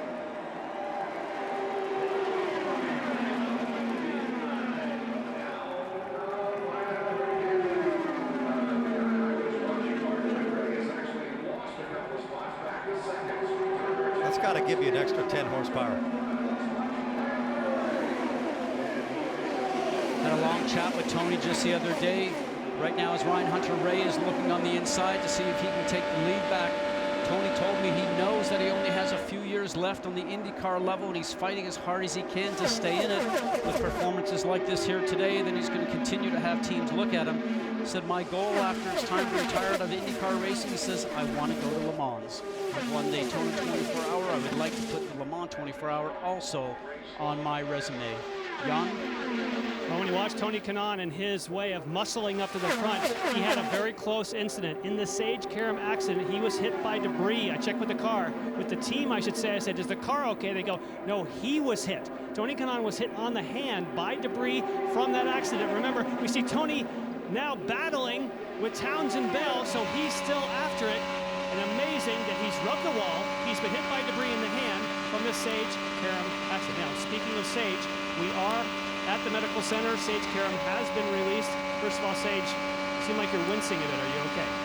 Yeah, just banged my knee pretty good. I'm just more bummed than hurt. You know, the car was so fast all day today, and I just seemed to be the only one that could really just run through everyone. And I'm so disappointed. You know, Gas Monkey Energy car, DRR crew, they all work their tails off, and then that happens. Just kind of wrong place, wrong time. No blame on anyone, just kind of a racing thing. Joseph got checked up. We went 3 wide in turn 1. Cleared Joseph. Had a little nose on Townsend. Thought he knew I was there. He probably knew I was there, but you know, I thought he was going to back out, and he didn't. I'm going to have to live this one down. This is hard. You know, I'm going to look back at that and just wish I didn't go into turn 1 side by side. Glad you're okay. Thank you, Saint. Thanks. Disappointment for the young man from Nazareth, Pennsylvania. I'm glad to see he's okay after that hard crash a little while ago. Very talented young race car driver. So Tony Kanaan shuffled back to 5th place now. After his rally, and here for the lead goes Townsend Bell on Hunter Ray. And Marco Andretti around Tony Kanaan.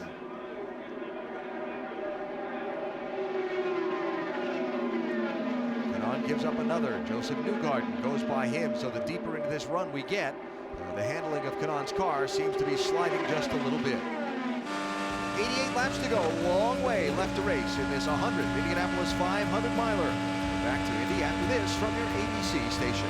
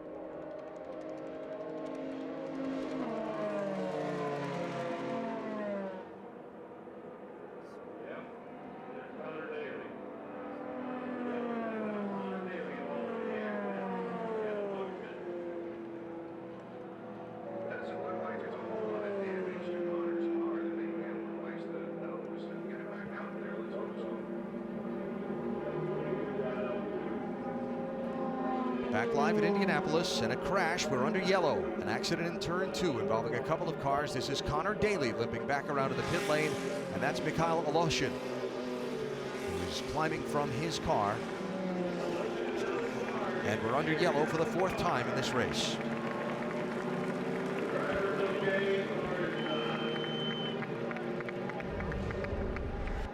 Now watch this guy, Aloshin. He's by himself, so we're going to watch as we roll here.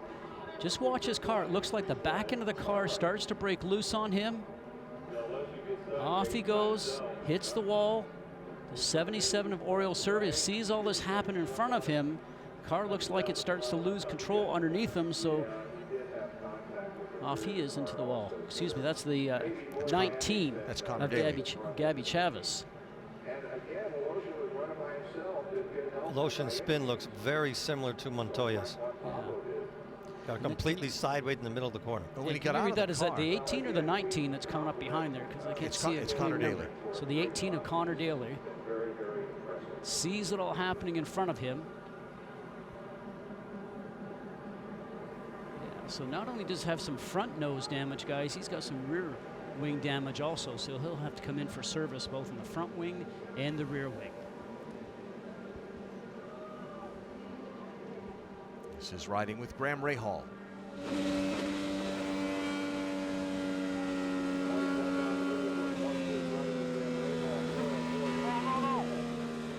Nice job. Holy crap. Boy, that was a good call that Rahal did.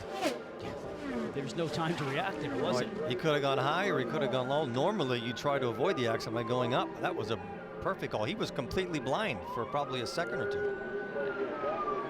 And the 18 of Connor Daly sees it all happen in front of him and just makes a wrong reaction. Unfortunately, he's going to have some repairs to the car.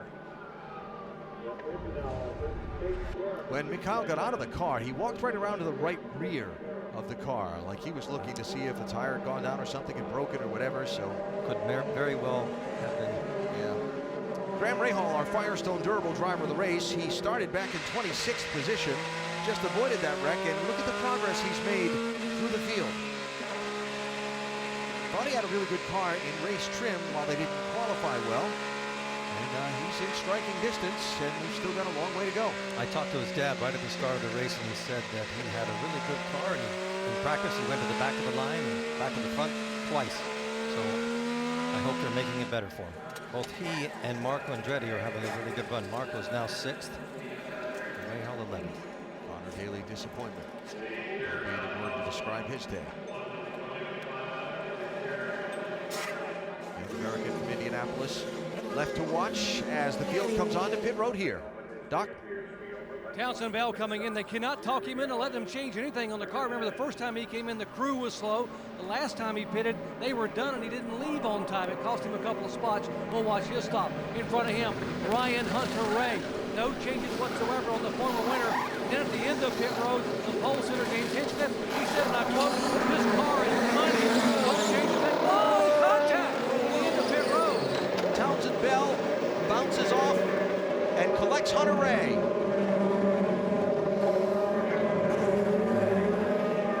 With the spare wing, get ready with the spare wing. Those are two teammates' cars. Just got taken out together at the end of pit road. Arguably two of the fastest cars. Yes. Your seat started, try and stay on the lead lap. Looks like Hunter-Reay's car got the worst of it.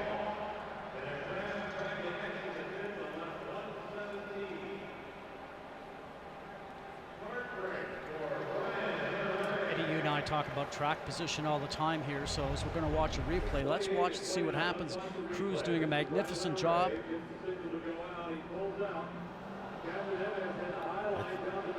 I think it started with Castroneves. Let's watch but here. he's out in that outside lane. Where he's supposed to be. Oh yeah. Well, I wasn't blaming him. I'm just saying when that tire touched him, that turned Townsend Bell in, and he had absolutely no control.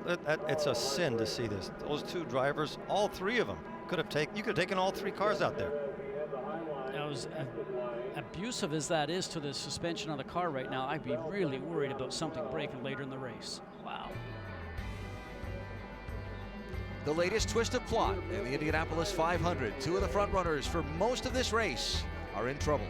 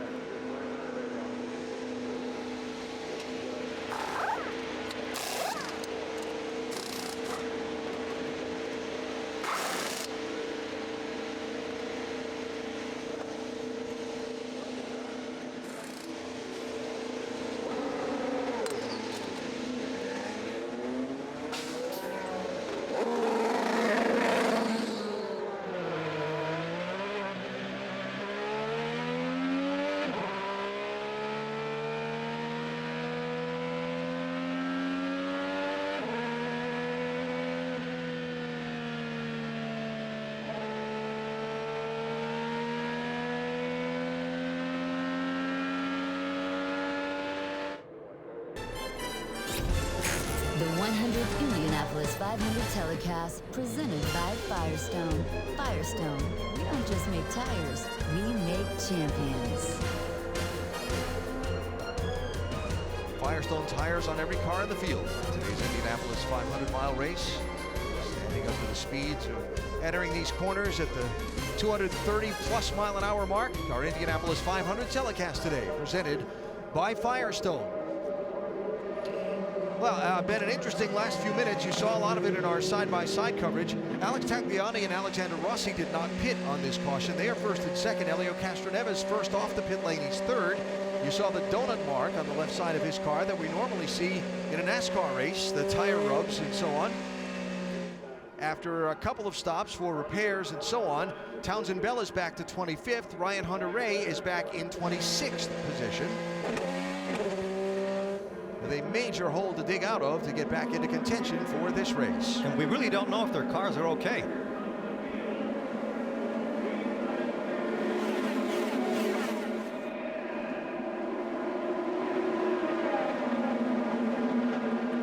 Alex Tagliani didn't lead for very long.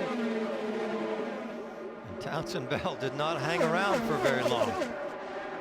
Alexander Rossi just making a chance to go down by the wall, very close as it was, but very aggressive move, but it paid off for him.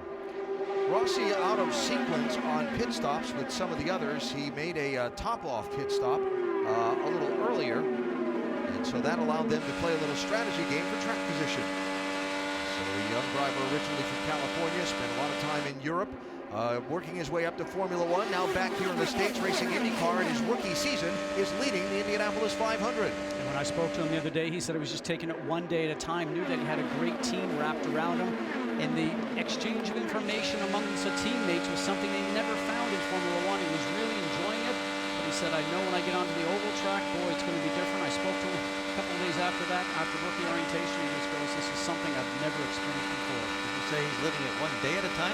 He said he was going to go here and live it one day at a time. Today is a big day, though. Today he's living it one lap at a time. And he's doing a really good job. All he has to do is finish. Townsend Bell in the pits. Stewards assessing him a stop-and-go penalty for his role in that contact with Ryan Hunter-Reay exiting pit road a minute ago. Boy, the stewards sure have been busy this race.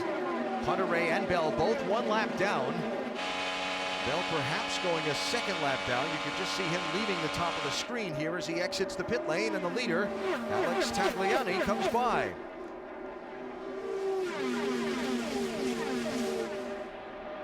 Excuse me, Alexander Rossi comes by.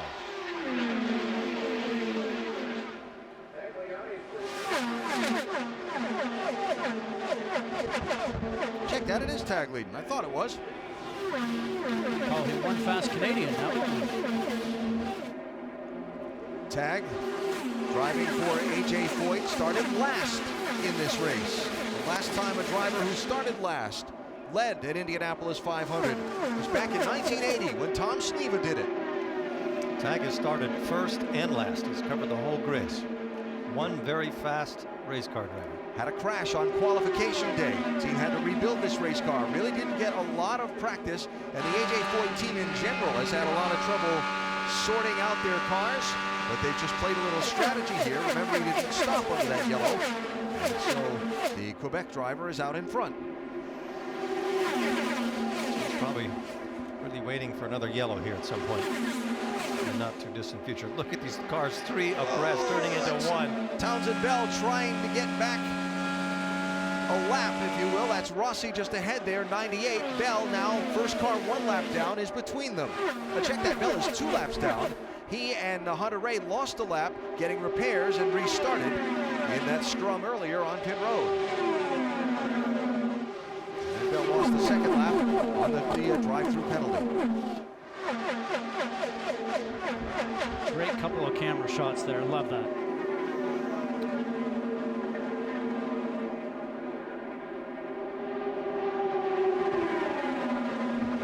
And Rossi tries to follow Bell through to get to the lead. And he made the right decision. Take his foot off the throttle. That's something that we heard Sage Karam said that he wishes that he probably would have done also.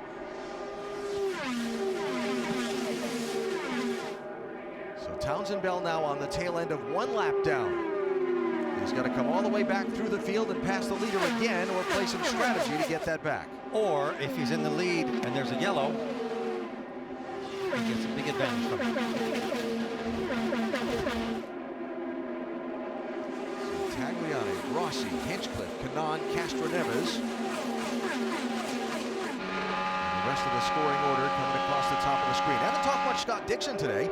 Haven't seen much of Scott Dixon today. Running in 10th right now. Right behind Rahal.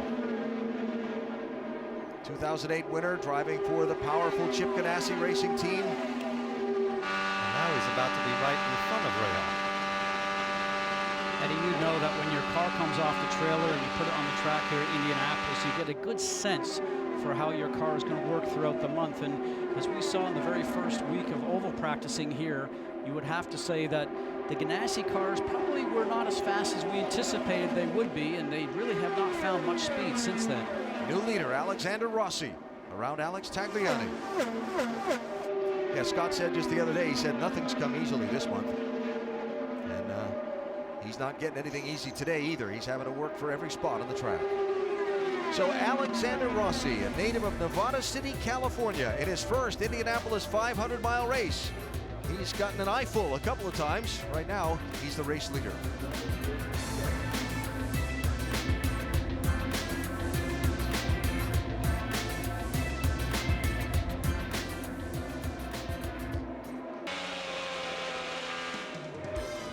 Thursday night, the NBA Finals begin on ABC. Game 1 between Eastern Conference champion Cleveland and to be determined Oklahoma City and Golden State to play Game 7 tomorrow night. Coverage starts at 8:30 with NBA Countdown, also streaming live on Watch ESPN and the ESPN app. The NBA Finals here on ABC starting Thursday. What a day here in Indianapolis. What a crowd enjoying the 100th Indianapolis 500-mile race. You saw Marco Andretti struggling in this section of the race. He had run up into the top 6 earlier. You just saw him get passed by 3 cars, including 2 at once, and another to his outside.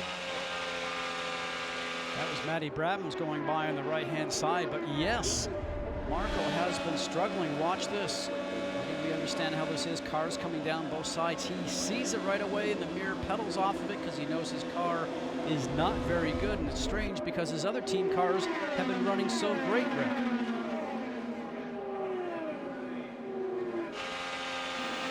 They've been on the radio. Apparently he has a tire pressure problem in the front. They said they have high tire pressure. Not sure why it is that way right now, but that's his issue since he just doesn't have the control of the front end the way he likes it. As you can see, it's significantly affecting his performance. There is no worse feeling than being in the Indianapolis 500 and being 20 or 19 or 18 miles off the pace because you cannot do anything. You can't get out of people's way. If you're not a regular in IndyCar racing, there are all kinds of data that stream live from the car back to the pit box so they can see the tire pressures and tire temperatures on all sides of the car as it's racing on the racetrack, as well as what kind of fuel burn, what fuel map the driver's got, what gear selection he's using, all kind of things that the team can see coming back in real time. So Alexander Rossi, second car in line, continues to lead. He's out of pit sequence by about 6 laps to the other front runners, as Alex Tagliani has just made a pit stop and cycled himself toward the back of the field. Let's go up to speed from second place. Helio Castroneves on back. Rick? Helio Castroneves loved the car on carb day, said it had finally gotten the balance back, and that's exactly what he's been able to show. On the restarts, Roger Penske's been telling him, we don't seem to have the same oomph that those Hondas have, but they've been able to do it in the pits. In fact, after that last pit stop, he said it's your pit crew that got you out there. Jan? And watch Tony Kanaan. He's right behind Helio Castroneves, and that's where he wants to be. Believe it or not, after that contact on pit road, he says, my car is better now. He likes how it's handling. The only downside, I think I have too much downforce. We need to take it out at the next stop because I can follow well here, but I can't lead. Doc? James Hinchcliffe's engineer, Alan McDonald, has said we need cloud cover. The more clouds we have, the better we run. When the sun comes out, we develop a significant understeer. They've made a front wing change. They just said now they're going to make a significant rear wing change on the next stop. Back behind them, how about Carlos Munoz? He's had 2 top 5 finishes in 3 starts here. He made a mistake last year on the final stop. We would have 3 top 5 finishes. They're wanting to start to trim the car out on these final 2 stops, running solid. And behind him, Joseph Newgarden. Strategist Brent Harvey says we've been hesitant to trim the car. We did take some rear wing out on the previous stop, but these next couple of stops, we're going to see what the young man can do with lack of downforce in traffic. John. Now you're talking about downforce, and we already documented Tony Kanaan. Of course, his teammate Scott Dixon also carrying a lot of downforce. That helps you in the corners, but it slows you here on the straight. Remember, they were banking on 120-degree track temperature. Right now it's 116, not as high as they thought, Rick. Marco Andretti just having not the day he wanted. We were talking with him the other day. He said he would much rather have a chance to start in last place with a car that would run well than be up front with a car that doesn't. That's exactly what he's been having today. Even though he was up front, the car wasn't working right. Now they come in, make some changes, and hope he can get back up where he was. Now he's going to lose a lap here and needs this race desperately to stay green while the leaders cycle through a set of pit stops to give him a shot to get back on cycle. There he is, the race for the lead. Alexander Rossi did pit under the green flag on the same lap that Marco Andretti just did, so that's Castroneves in the yellow car and Kanaan in the blue car, first and second. An interesting thing has happened the last 10-15 laps. The cars are not as bunched up as they were before, Scott. They're starting to spread out. Everybody's starting to get trimmed, starting to think what they're going to do for that last rush, so you're going to see some differences in cars.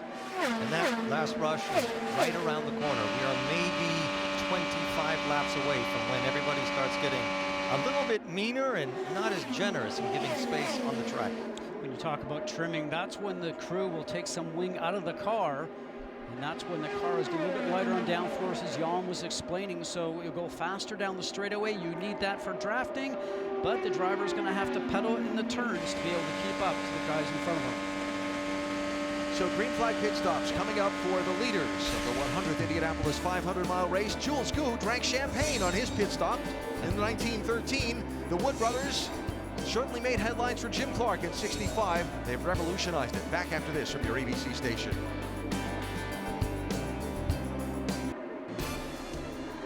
The Indianapolis 500-mile race, our telecast presented by Firestone, comes up to the 3/4 mark. And still a lot to be decided. Our aerial coverage today brought to you by DirecTV. If you call yourself a sports fan, you got to get DirecTV. And a great way to see just how massive this Indianapolis Motor Speedway is. Built in the largest available dimension on the available land at the time to be a proving ground for the automobile. The automobile was still new a little over 100 years ago. They wanted a place where people could test their automobiles to the limit. And doesn't that define what Indianapolis is? Absolutely. When you think about it, they designed it for cars to be going 80 miles an hour. Now we're going 230.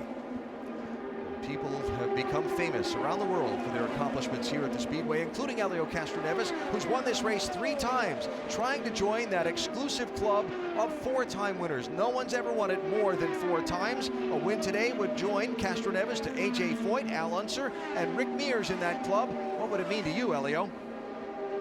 It would be great to join a league group. It would be great to see history after 30 years, you know, that nobody were able to win 4 times. So I'm very happy to be in this special opportunity, and I'm going to do everything I can to make it happen. Some drivers just have a knack for certain speedways, and if you look at Helio Castroneves over the years, he almost always is a factor in racing for the win here at the Brickyard. And he drives for the man that has had the most success of all here, Roger Penske. He has Rick Mears sitting up there in that tower spotting for him. And all he has to really do is use all of those tools, and he's done a great job at it. I see him as being in that group right at the end, making a run for it today. There's Roger, the 16-time winner here in Indianapolis. First came here in 1951 with his dad and saw the race for the first time. Now this is the 50th year of Team Penske's racing operation. Roger, once an aspiring driver, offered a chance to test here in Indianapolis, but he had just become a Chevrolet dealer. And part of his deal with Chevrolet was he won't be a race driver anymore, so he turned it down. The next driver in line to get that audition was Mario Andretti. I'd say it worked out well for the both of them. Hinchcliffe and Dixon being overtaken by Takuma Sato for A.J. Foyt Racing. who's now up to 5th place in that red, white, and blue 14 car. Remember Sato a few years ago racing Dario Franchitti for the win, made a bold attempt to pass him in turn 1 and ended up crashing. We all remember that his attitude that day was win or nothing. You're right. So I'm sure if that happens again this year, he'll be a little bit less altruistic. Scott, what do you think if he finds himself there again? Well, here come the leaders for some pit stops. Castroneves is in, Kanon's in, Newgarden's in. Rick? Helio Castroneves brings the car down. He was saying that you really can't plan this race, but you can put yourself in a position to win this race. And that's exactly what he's been able to do right now. They were having a discussion about whether to put in front wing or not. They've decided not to do that, and they're going to go ahead and send him out. And I see we're going to yellow on the track. There is a tire loose from a car, it looks like from Buddy Lazier's car. And so the caution flag comes out while those leaders were already on pit road. There's Lazier. This is a family-run team from his father, Bob, and Buddy Lazier, previous Indy 500 winner.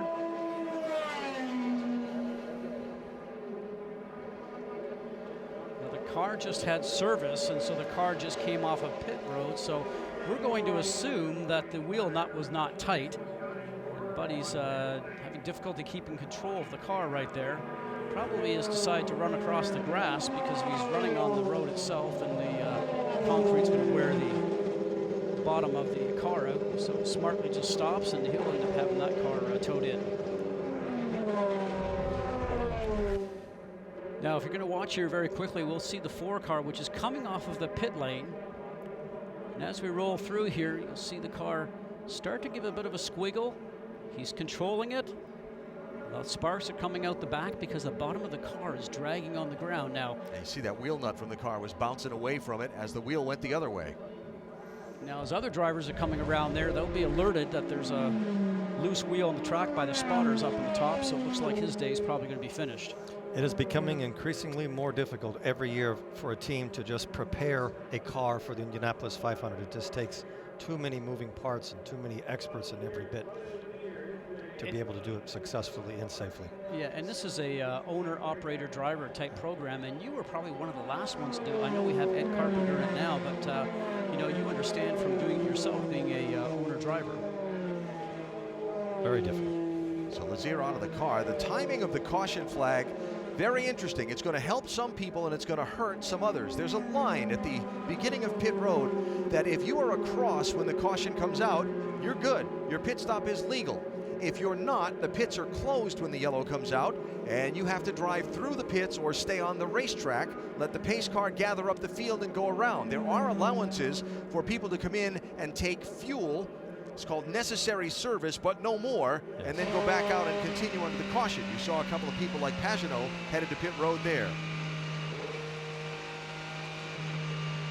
So Carlos Munoz, Takuma Sato, Scott Dixon, Graham Rahal had not made their pit stop yet before the yellow came out.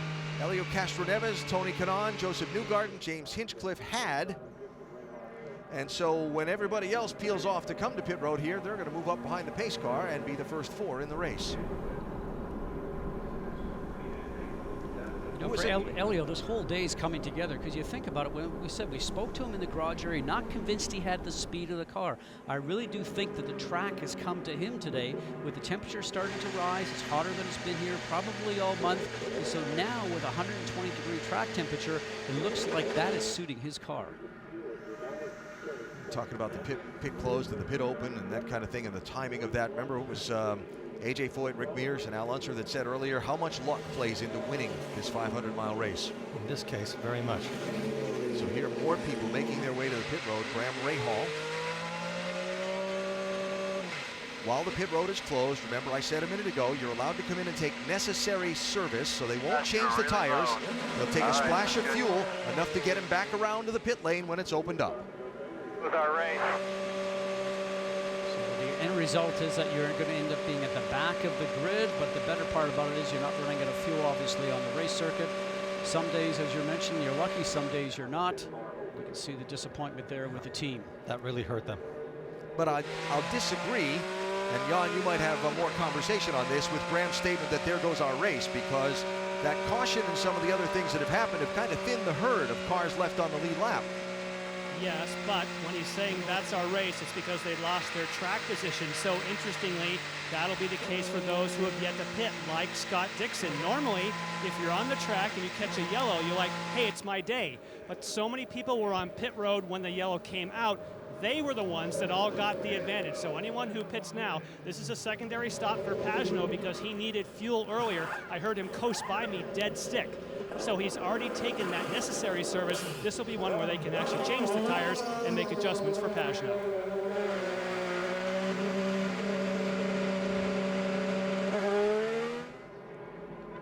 And perhaps out of fuel is the rookie Spencer Pigot, driving for the Rahal team and coasting around on the safety apron of the racetrack. Jan? And this is the situation we were describing for Scott Dixon, Takuma Sato, and Carlos Munoz. These will be fast stops, and they'll do everything they can, but they're going to drop to the back of the field. Like Graham Rahal, they're going to lose their track position. Rick?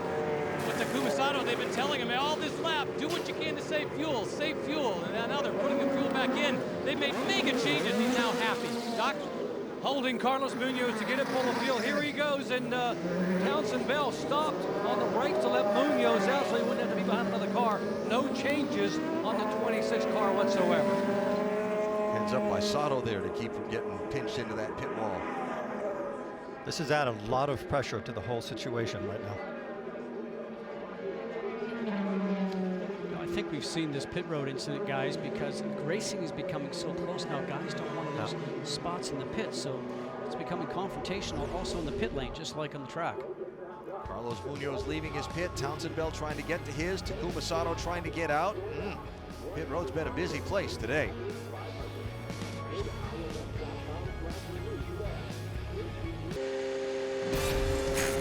The 100th Indianapolis 500 telecast, presented by Firestone. Brought to you by Ram Trucks. Guts, glory, Ram. Names you know because they've won the Indianapolis 500. Graham Rahal says what his father Bobby's win there in 1986 did for them. Opened up a whole avenue that they've turned into business opportunities. Someone's going to get an opportunity to celebrate the 100th Indianapolis 500-mile victory coming up shortly. We have just 44 laps to go.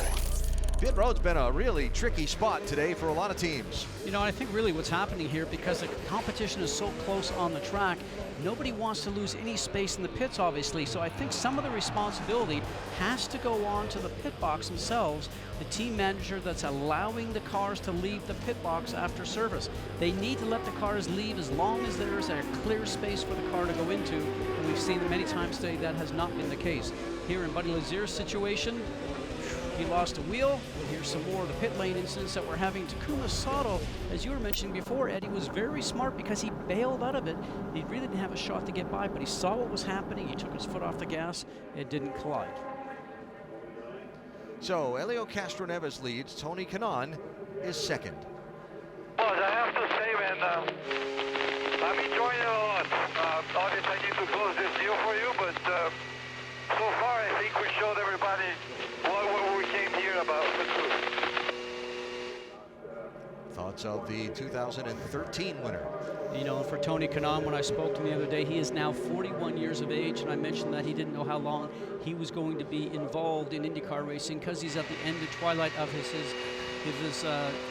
series, if you will. But I will also tell you that he said that my dad passed away when he was 41 years old. So he said, I'd like to win it here today for my dad. 1 lap to go in the race next week. IndyCar racing here on ABC, the Verizon IndyCar Series duel in Detroit. 2 races, one on Saturday, one on Sunday on the Belle Isle Road Course. 3:30 Eastern both days here on ABC. So the caution coming out in the middle of the green flag pit stops. The people that made it and were good, if you will, Castroneves, Kanaan, Newgarden, and Hinchcliffe. Other people that had to pit while the pit road was closed and therefore cycled around and start at the back of the pack include Max Chilton, Graham Rahal, Simon Pagenaud, Townsend Bell, Brian Clausen. They go to the end of the line Everybody else will cycle in between them, who was able to wait until the pit road was open, like Takuma Sato and Carlos Munoz and Scott Dixon. So all of that really gives a big advantage to Castroneves, Kanaan, and Newgarden. And if Hinchcliffe has got a good car underneath him, you have to put him in that list. Ray Hall back to 17th for this restart. 42 laps to go. Just a little over 100 miles left in the Indianapolis 500.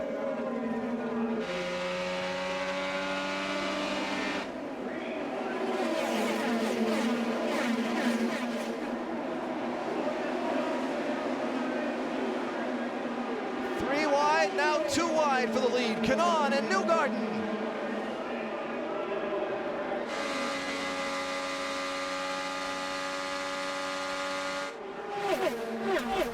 And that worked, guys, because the spotters up in turn 1 are telling the drivers, car underneath you, car above. That worked because Newgarden and Kanaan wanted it to work.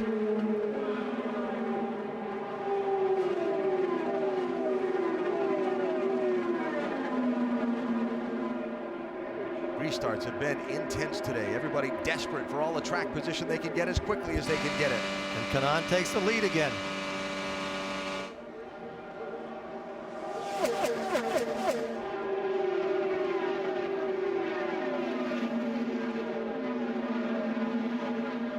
Bourdais with a little moment there after power went by him. Here comes Scott Dixon back. And we go back to the front.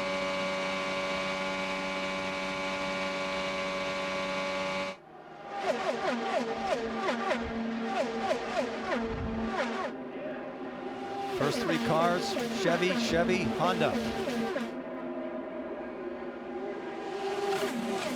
Hinchcliffe into the mix at the front. Goes to second place. This is what normally happens the last 5 laps. You still have quite a ways to go.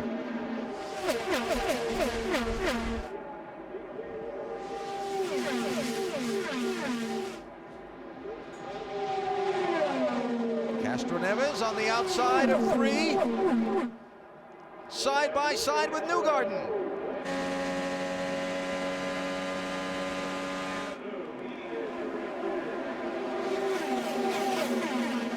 And the momentum he gave up by lifting has J.R. Hildebrand in that white number 6 to his inside. Castroneves has a piece in the back of his car that's coming off. The wheel guard on the left rear wheel. Two things with this. Will this disturb the car so much that he will end up having the back end step out from him? Will he hold on to it? But the other drivers are seeing it, and they're now going to go on the underside. But what Elio wants that piece to do is to fall off, isn't it, Eddie? So he'll end up getting a yellow. That's a really dangerous thing to have hanging off like that. I'm sure that the IndyCar officials will see that. He will probably see a black flag. Oh, trouble into the wall, top of the screen. Yellow flag will save Castroneves, and it's Sato who's into the wall. Back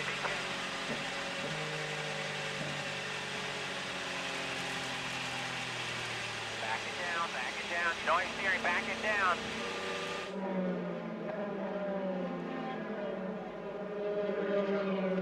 Takuma Sato, who had driven his way from 12th starting spot, fell back up into the mix late in the race, got caught in that last caution shuffle around, and now you see the right front tire on that A.J. Foyt racing car is severely disturbed.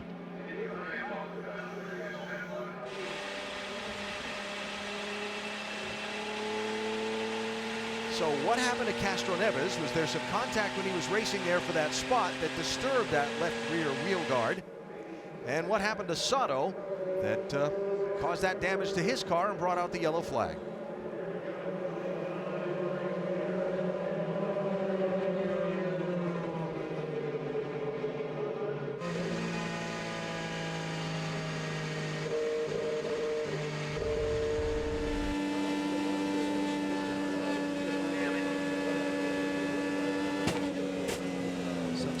Soto, who we're riding on board with right now, following behind his teammate. Inside. Eddie, I'm wondering if just he got too much dirty air from the car in front and couldn't get the grip, and the car just walked itself up the road, because it didn't look like he tried to correct with any steering before he hit the wall. He didn't get off the gas. I think the car just got light on him and went across the road as we watch his team owner, AJ Foyt, sitting there. And there probably were some marbles up there. So Sato with his damaged car heading to the pit lane, Now Castroneves with that wheel guard. That's something they'll be able to replace. That whole rear wing apparatus will come off and another one will get put on, but he's going to give up all of his track position. And right now, this race is becoming, as it has been the last 5 years, all about track position. Well, track position, I think that you're going to probably see just about everybody bail into the pit lane here for service underneath this yellow. So if Castroneves is lucky, everybody does that, he will not lose too much track position. And there's a strong possibility there will be another pit stop, another yellow. Everybody in here, what will be 36 laps to go in the race. Everyone except J.R. Hildebrand, who stays out. Rick?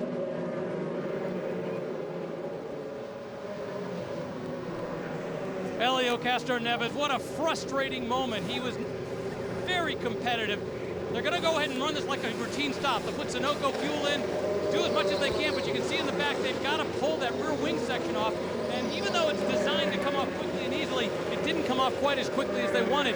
The problem they've been having is on restarts. They just feel they've been getting gobbled up by the Hondas. As a result, they were hoping in that last restart that having 3 Chevys up front would keep the Hondas at bay. But as a result, he ends up getting back into traffic where he doesn't want to be, and possibly a contact could cause that. Nice thing for this with everybody else coming in is he stays on the lead lap. Now, with 36 laps to go, Sunoco fuel and the mileage each teams get to the finish becomes an interesting factor in this 500, where we did not get another yellow. So what happened to Castroneves? Contact there? Yeah, yep. That was Hildebrand. Yep. So contact with J.R. Hildebrand knocks that left rear wheel guard loose. Castroneves gives up his track position. Hildebrand doesn't pit under this yellow. He leads the Indianapolis 500. We are down to the business end of the 100th Indianapolis 500-mile race, coming to a restart with 33 laps to go. Fuel in question, different strategies being played. Several of the dominant cars in this race caught up in various incidents and shuffled back into traffic. J.R. Hildebrand leads, green flag is waving. Ryan Hunter-Reay trying to get one of his 2 laps lost back from the race leader. Townsend Bell trying to get back on the lead lap.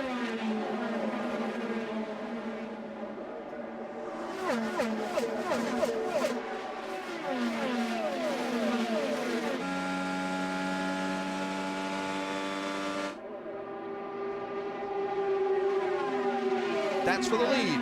Tony Kanaan around J.R. Hildebrand, 3 wide behind him.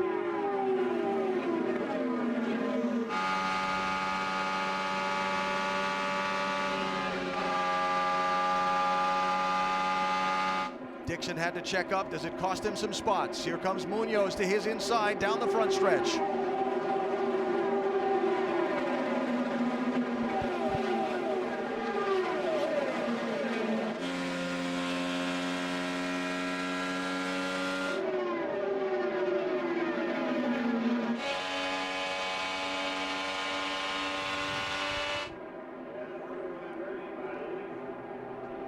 Trying to put Ryan Hunter-Reay back 2 laps down as second place changes. Joseph Newgarden around J.R. Hildebrand.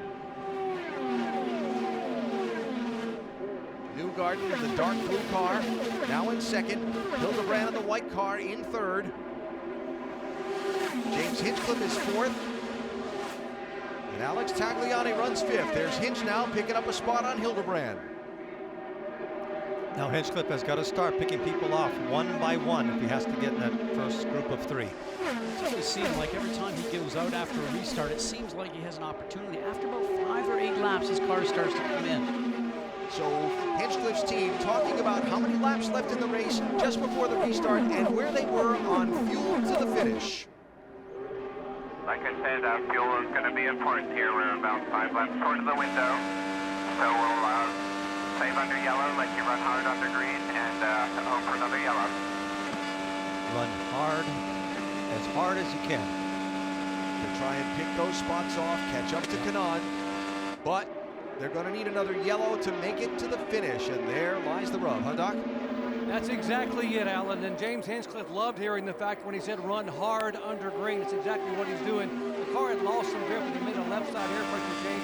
It's not about air and grip now. It's about fuel. And right now he wants to run hard and hope for a yellow. John.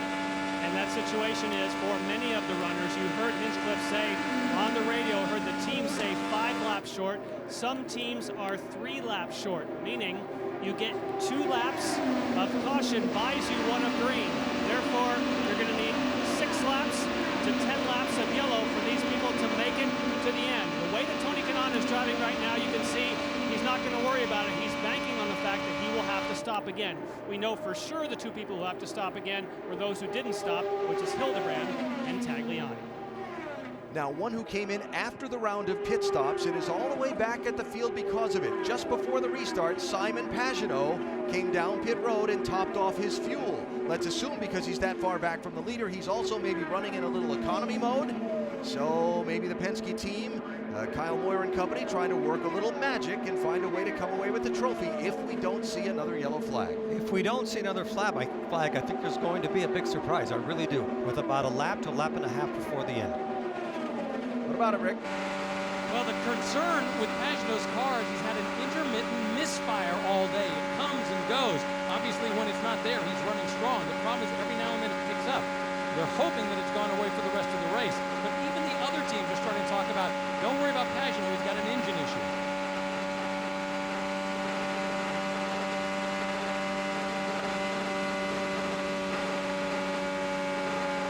No, that's most definitely a misfire. Up high. Just a little small misfire in that, but that can take 3 or 4 miles an hour off your speed easily. So, Pagenaud, while being well behind the leaders, again, maybe can somehow work that to his advantage if the caution doesn't fall. It's going to be really interesting. So it's going to be interesting here on this last stop is for people to make the decision. They're going to take wing out of the car to make the car faster as the pack starts to thin out, as we start to see now just 2 or 3 guys running together, and maybe take the chance of losing some places on the track. Or do you leave the aero in the car so it's got more grip and hope that you have the right balance to be able to be at the front at the end?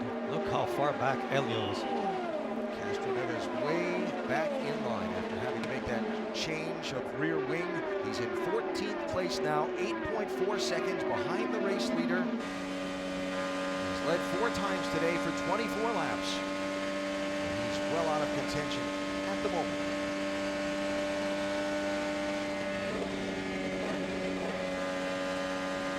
27 car ahead of him.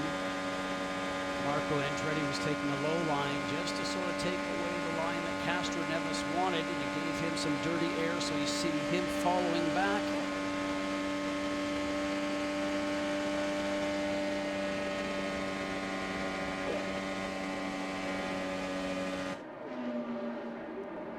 So Tony Kanaan right there, second car in line, is the leader. 25 laps to go in the Indianapolis 500. The tradition started by Louis Meyer way back in the 1930s will be continued after the checkered flag. The winners, Swig and Milk in Victory Lane.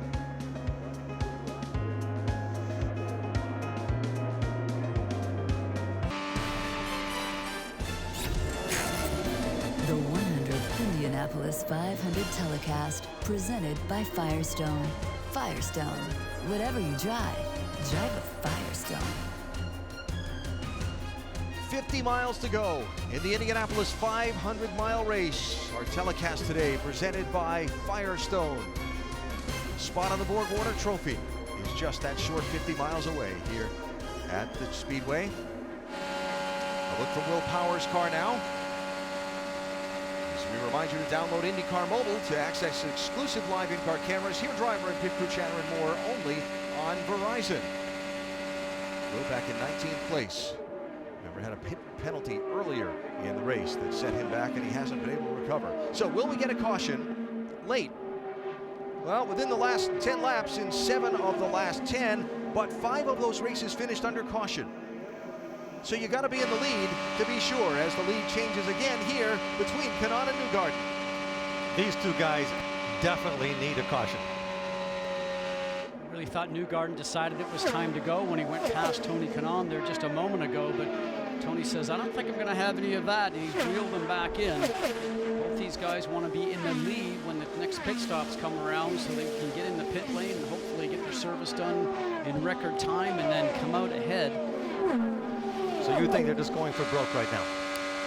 Well, depending on what they're doing on fuel, but the speeds right now also seem to be running pretty good, Eddie. I mean, they're up around the last 221 miles an hour when their fastest speed's been about 222, 223 for Joseph Newgarden, so they're not far off the mark. Carlos Munoz around James Hinchcliffe to pick up 4th position. Munoz the runner-up a few years ago. Hildebrand continuing to hang in and now closing back in on Karam in 3rd position. He had dropped back a little bit, but as this run has gone on, Hildebrand showing a little bit more strength. Again, though, he's out of sequence with the other leaders. He last pitted at 149, while Karam and Newgarden pitted at 164. He will be in pretty soon. So what a contrast up front. Tony Karam, the veteran from Brazil, former Indy 500 winner, been around a long time, wildly popular driver.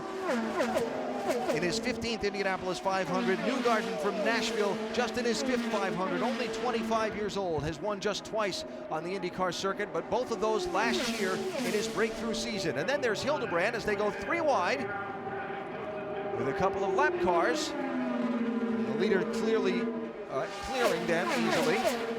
Hildebrand only running the month of May for Ed Carpenter Racing after that heartbreaking loss when he led the Indy 500 in the last corner in his rookie season in 2011. Here he comes onto the pit lane now with 15 laps to go as Munoz goes through Karam. No surprise there. Munoz has been very methodically working his way forward.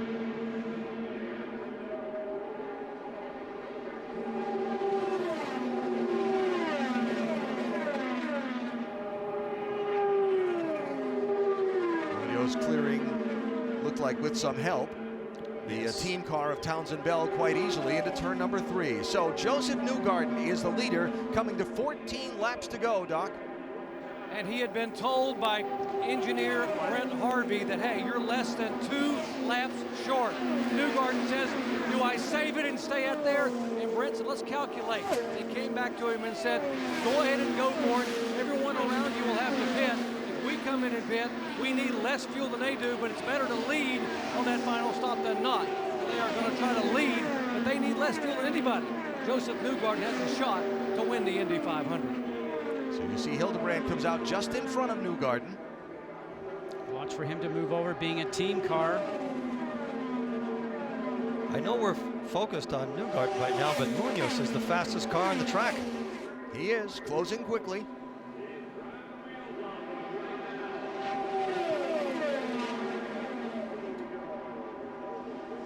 I think he'll get by Hildebrand at the end of the back straight. No, it's a bit back, too far back this time. Carlos Munoz, the 24-year-old from Bogota, Colombia, made a splash here in Indianapolis in his rookie season when he qualified in the middle of the front row and nearly won the race. Race for the win in the final laps before settling for 2nd place. Had that race gone on maybe another 400 yards, he would have won. I think Karam would have finished 2nd. He's not afraid of putting his car anywhere on the circuit. And I don't think it's going to be somebody that's going to take his foot off the gas, as we see now the 6th of J.R. Hildebrand going around his teammate. Remember, just came out of the pit lane, so fresh tires certainly could probably go off there and lead. Is he going to lead and maybe break a little bit of the air for Joseph Newgarden to save a little bit of fuel? That might help, being a teammate car. But the 26 of Munoz now is starting to get a little bit close. Ask Carlos the other day. I said, how is it now that you've had a couple of seasons underneath your belt? He said, this is the first time I've come to Indianapolis, and I think I know what my car needs. I know how to relate it to my engineer. And he said, I know how to be patient and set the car up for the end of the race. And that's exactly what it seems like he has done. Newgarden wants to put a car between him and Munoz. Munoz will follow him through. Probably not what Joseph wanted, I would think. That one didn't work out the way he thought it would. They're both really strong at this crucial part of the race, and there's only 11 laps to go.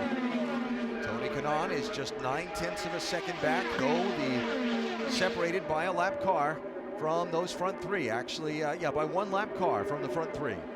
That's Townsend Bell between the white car of Hildebrand. Check that, Hildebrand's up there, but he's also on the tail end, right? Yeah, so he just made his pit stop. And guess who's in the lead? Carlos Munoz goes to the front with 10 laps to go. And really no surprise, guys, because he's an Andretti car. And Andretti, you think about from a year ago how they really struggled in this race, but came here with a new Honda package, and they have been so strong ever since they unloaded off the trailer. A lot of lead changes late in the race in recent years. We talked about this being the most competitive time in the history of the 500 this last decade. I don't think we've seen the last lead change yet. The question is, will there be more than one before the checkered flag? How Right many now, will there be? he's opening up the air for everybody behind him, so they'll be right back on him probably in a lap and a half.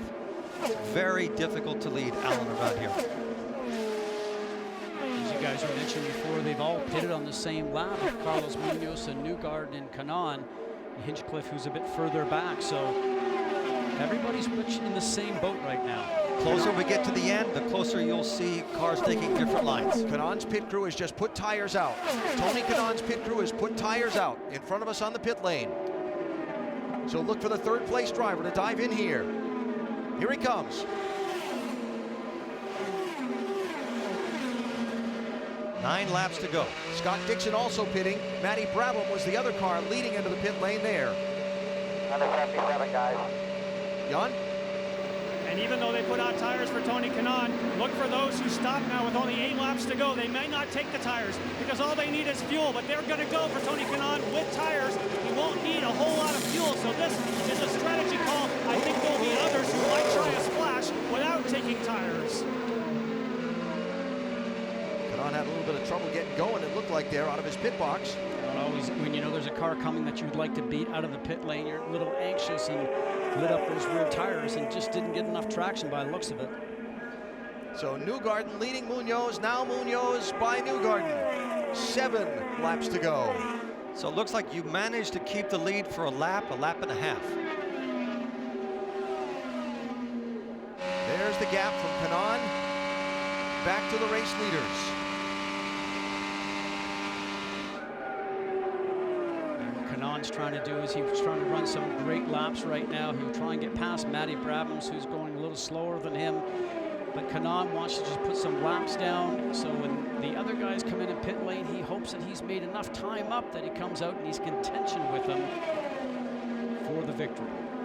So with the shuffling of all that's happened in the last 100 miles of this race, Hinchcliffe is third, 3 seconds behind the leaders. Oriol Servia is up to fourth. Alexander Rossi is fifth. Now Rossi passing Servia as Oriol pits.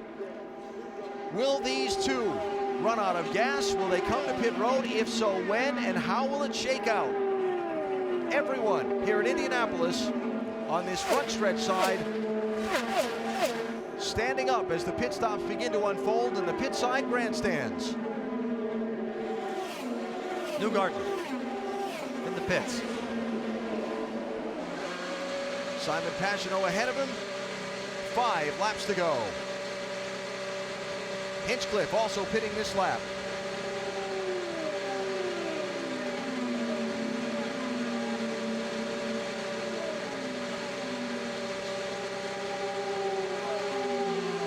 Doc? Here's Joseph Newgarden. They said it's going to be a splash of fuel. He was only like 2 laps short. And rolling in front of him, James Hinchcliffe. 5 seconds of fuel for Newgarden. Hinchcliffe likewise just getting the top off, and he is away for the final laps at Indy. All right, here, buddy. And here comes Munoz.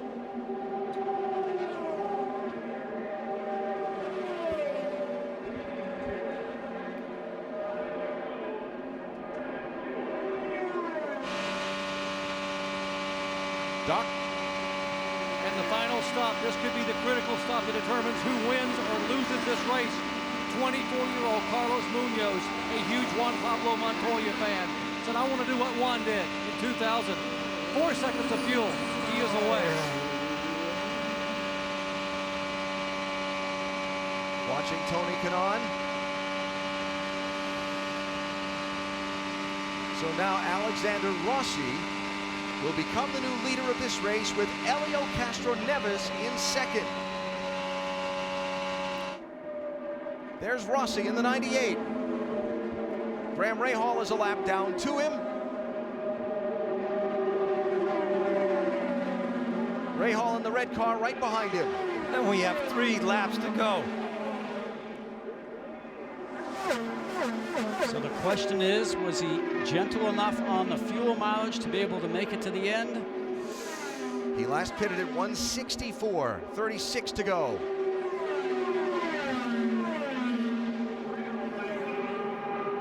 Much like the other guys did at lap 164, they came in. Is he far enough back and, like I said, soft enough on the gas pedal to maybe not have to come in for the splash of fuel? He looks like he's starting to run just a slower pace, guys.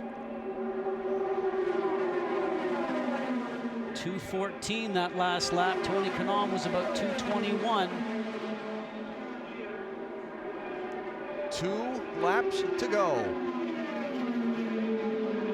Can a rookie win the 500 on an economy run? What a story that would be.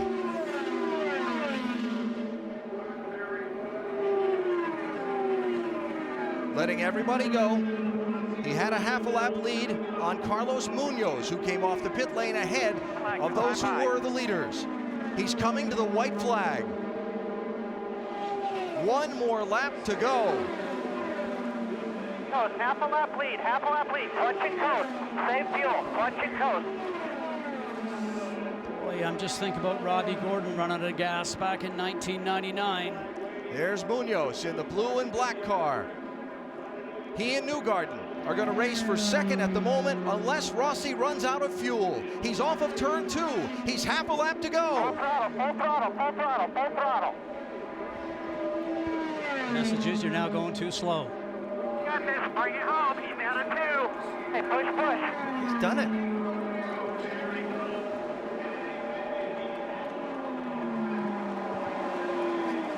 Checkered flag is in the air.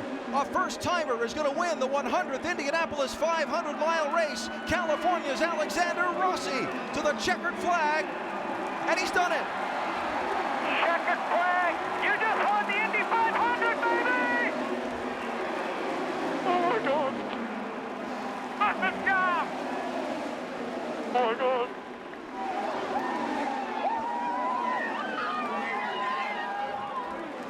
Oh my God, you guys.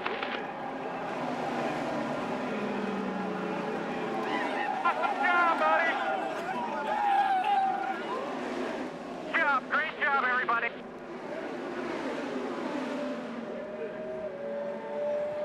I'm out of fuel, guys.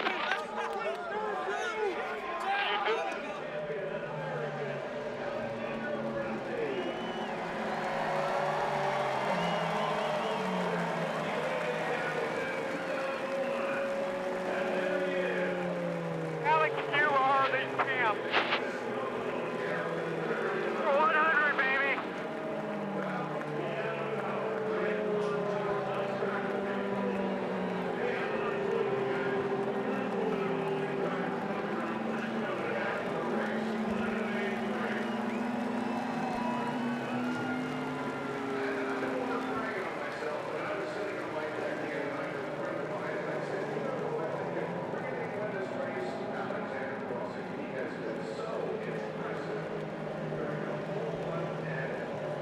Former driver Brian Herta merged his team into Andretti Autosport this offseason. They hired Alexander Rossi to drive. They just engineered the strategy that has won them the Indianapolis 500.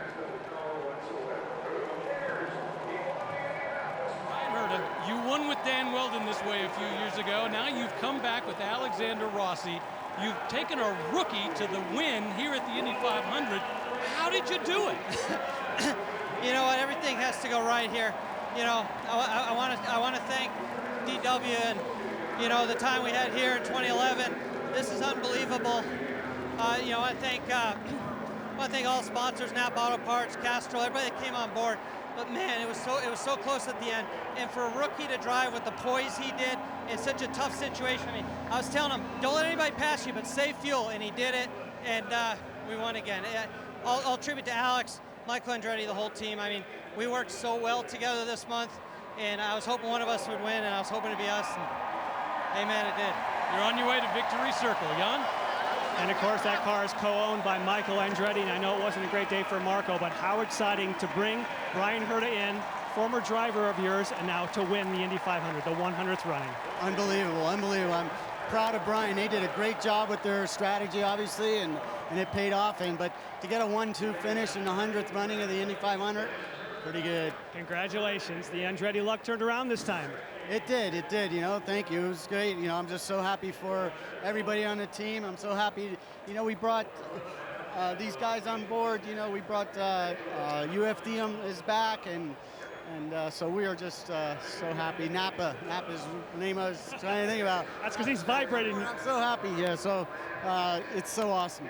Congratulations. Awesome job. They're just obviously thrilled down here, Alan. I would say so. So 36 laps on fuel, which is an extraordinary number here at Indianapolis. He has no more to get back to victory lane without assistance. But Alexander Rossi climbing out of his car and waving at the fans up there in turn 4 is certainly worthy of a Firestone moment of the race, as he'll be towed in to victory lane. What an extraordinary victory. Incredible. I'm speechless. And you know, this is really no fluke, because you think about it, he was almost in the Fast 9 in qualifying. So for a guy that's just coming to Indianapolis, he did a tremendous job. Carlos Munoz obviously very upset for finishing second. I've lived that, I understand that.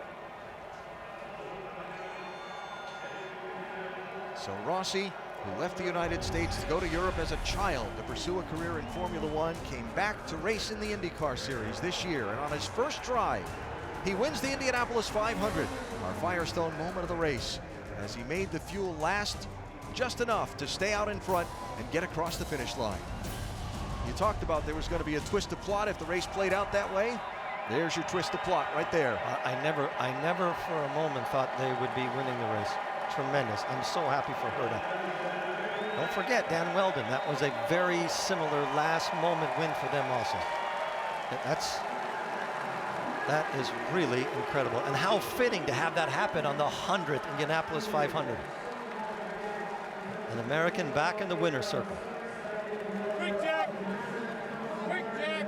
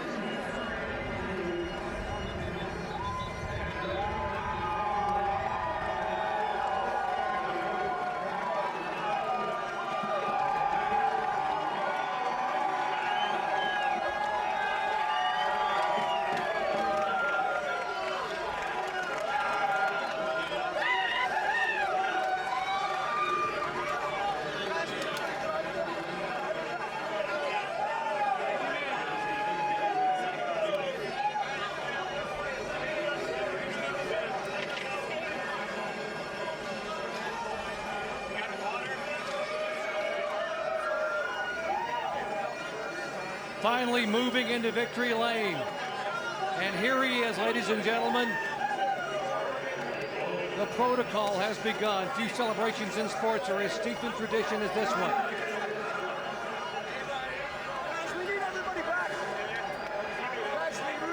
That is his dad, Peter, leaning over to talk to his son. Ladies and gentlemen, the winner of the 100th running of the Indianapolis 500, Alexander Rossi.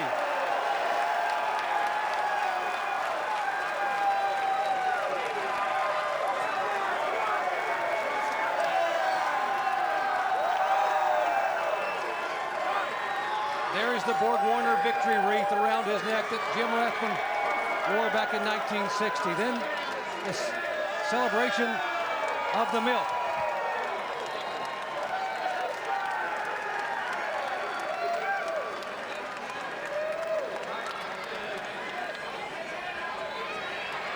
The kiss from the Indy 500 princess. Alexander, you have won the Indianapolis 500. How would you describe this moment? We did it. We did it. I have no idea how we pulled that off. That was, we struggled a little bit in the pit stops, but Brian came up with an unbelievable strategy. The car did not Auto Parts curve onto us fast from the beginning. You know, Castro did a great job in helping us all year get here, and I just can't believe that we've done this. Take us back to those final 3 laps, and you know you're close on fuel, you're saving fuel. Did you have any idea you would make it? What are you thinking? I didn't know. I mean, Brian was unbelievable in helping me get to the finish. He was giving me a tow at the end, and it's an amazing result for Andretti Autosport. And you know, I'm just so thankful to do this on the 100th running, and I have to thank Verizon for giving the fans such great access to this event and making this the best Indy 500 ever. You told me a year ago you were sitting in Monaco. You were trying to find a place to watch the Indy 500, dreaming that someday you would be here. How did this happen? How did you get here, and how did you win this race? It starts off with Andretti Autosport giving me the opportunity to come here, and you know they've been strong all month. All 5 cars have been strong, and you know I'm driving for the best team in IndyCar right now. This is unbelievable. This is for all of them. They say this day, this race will change your life forever. When you reflect back on what you've accomplished, what do you think you'll cherish most about winning the first Indy 500 here in the 100th year? I'll cherish the fact that at one point we were 33rd and we rolled the dice and we came through and we made it happen. And this is just, it is phenomenal. And I had no idea I'd be in IndyCar. I had no idea I'd be in the Indy 500. And now I'm here and we won. And I'm at a loss for words. It will change my life for sure. Hey, well done. Congratulations. Thank you very much. A young man from Nevada City, California, 24-year-old Alexander Rossi has won the 100th running of the Indianapolis 500.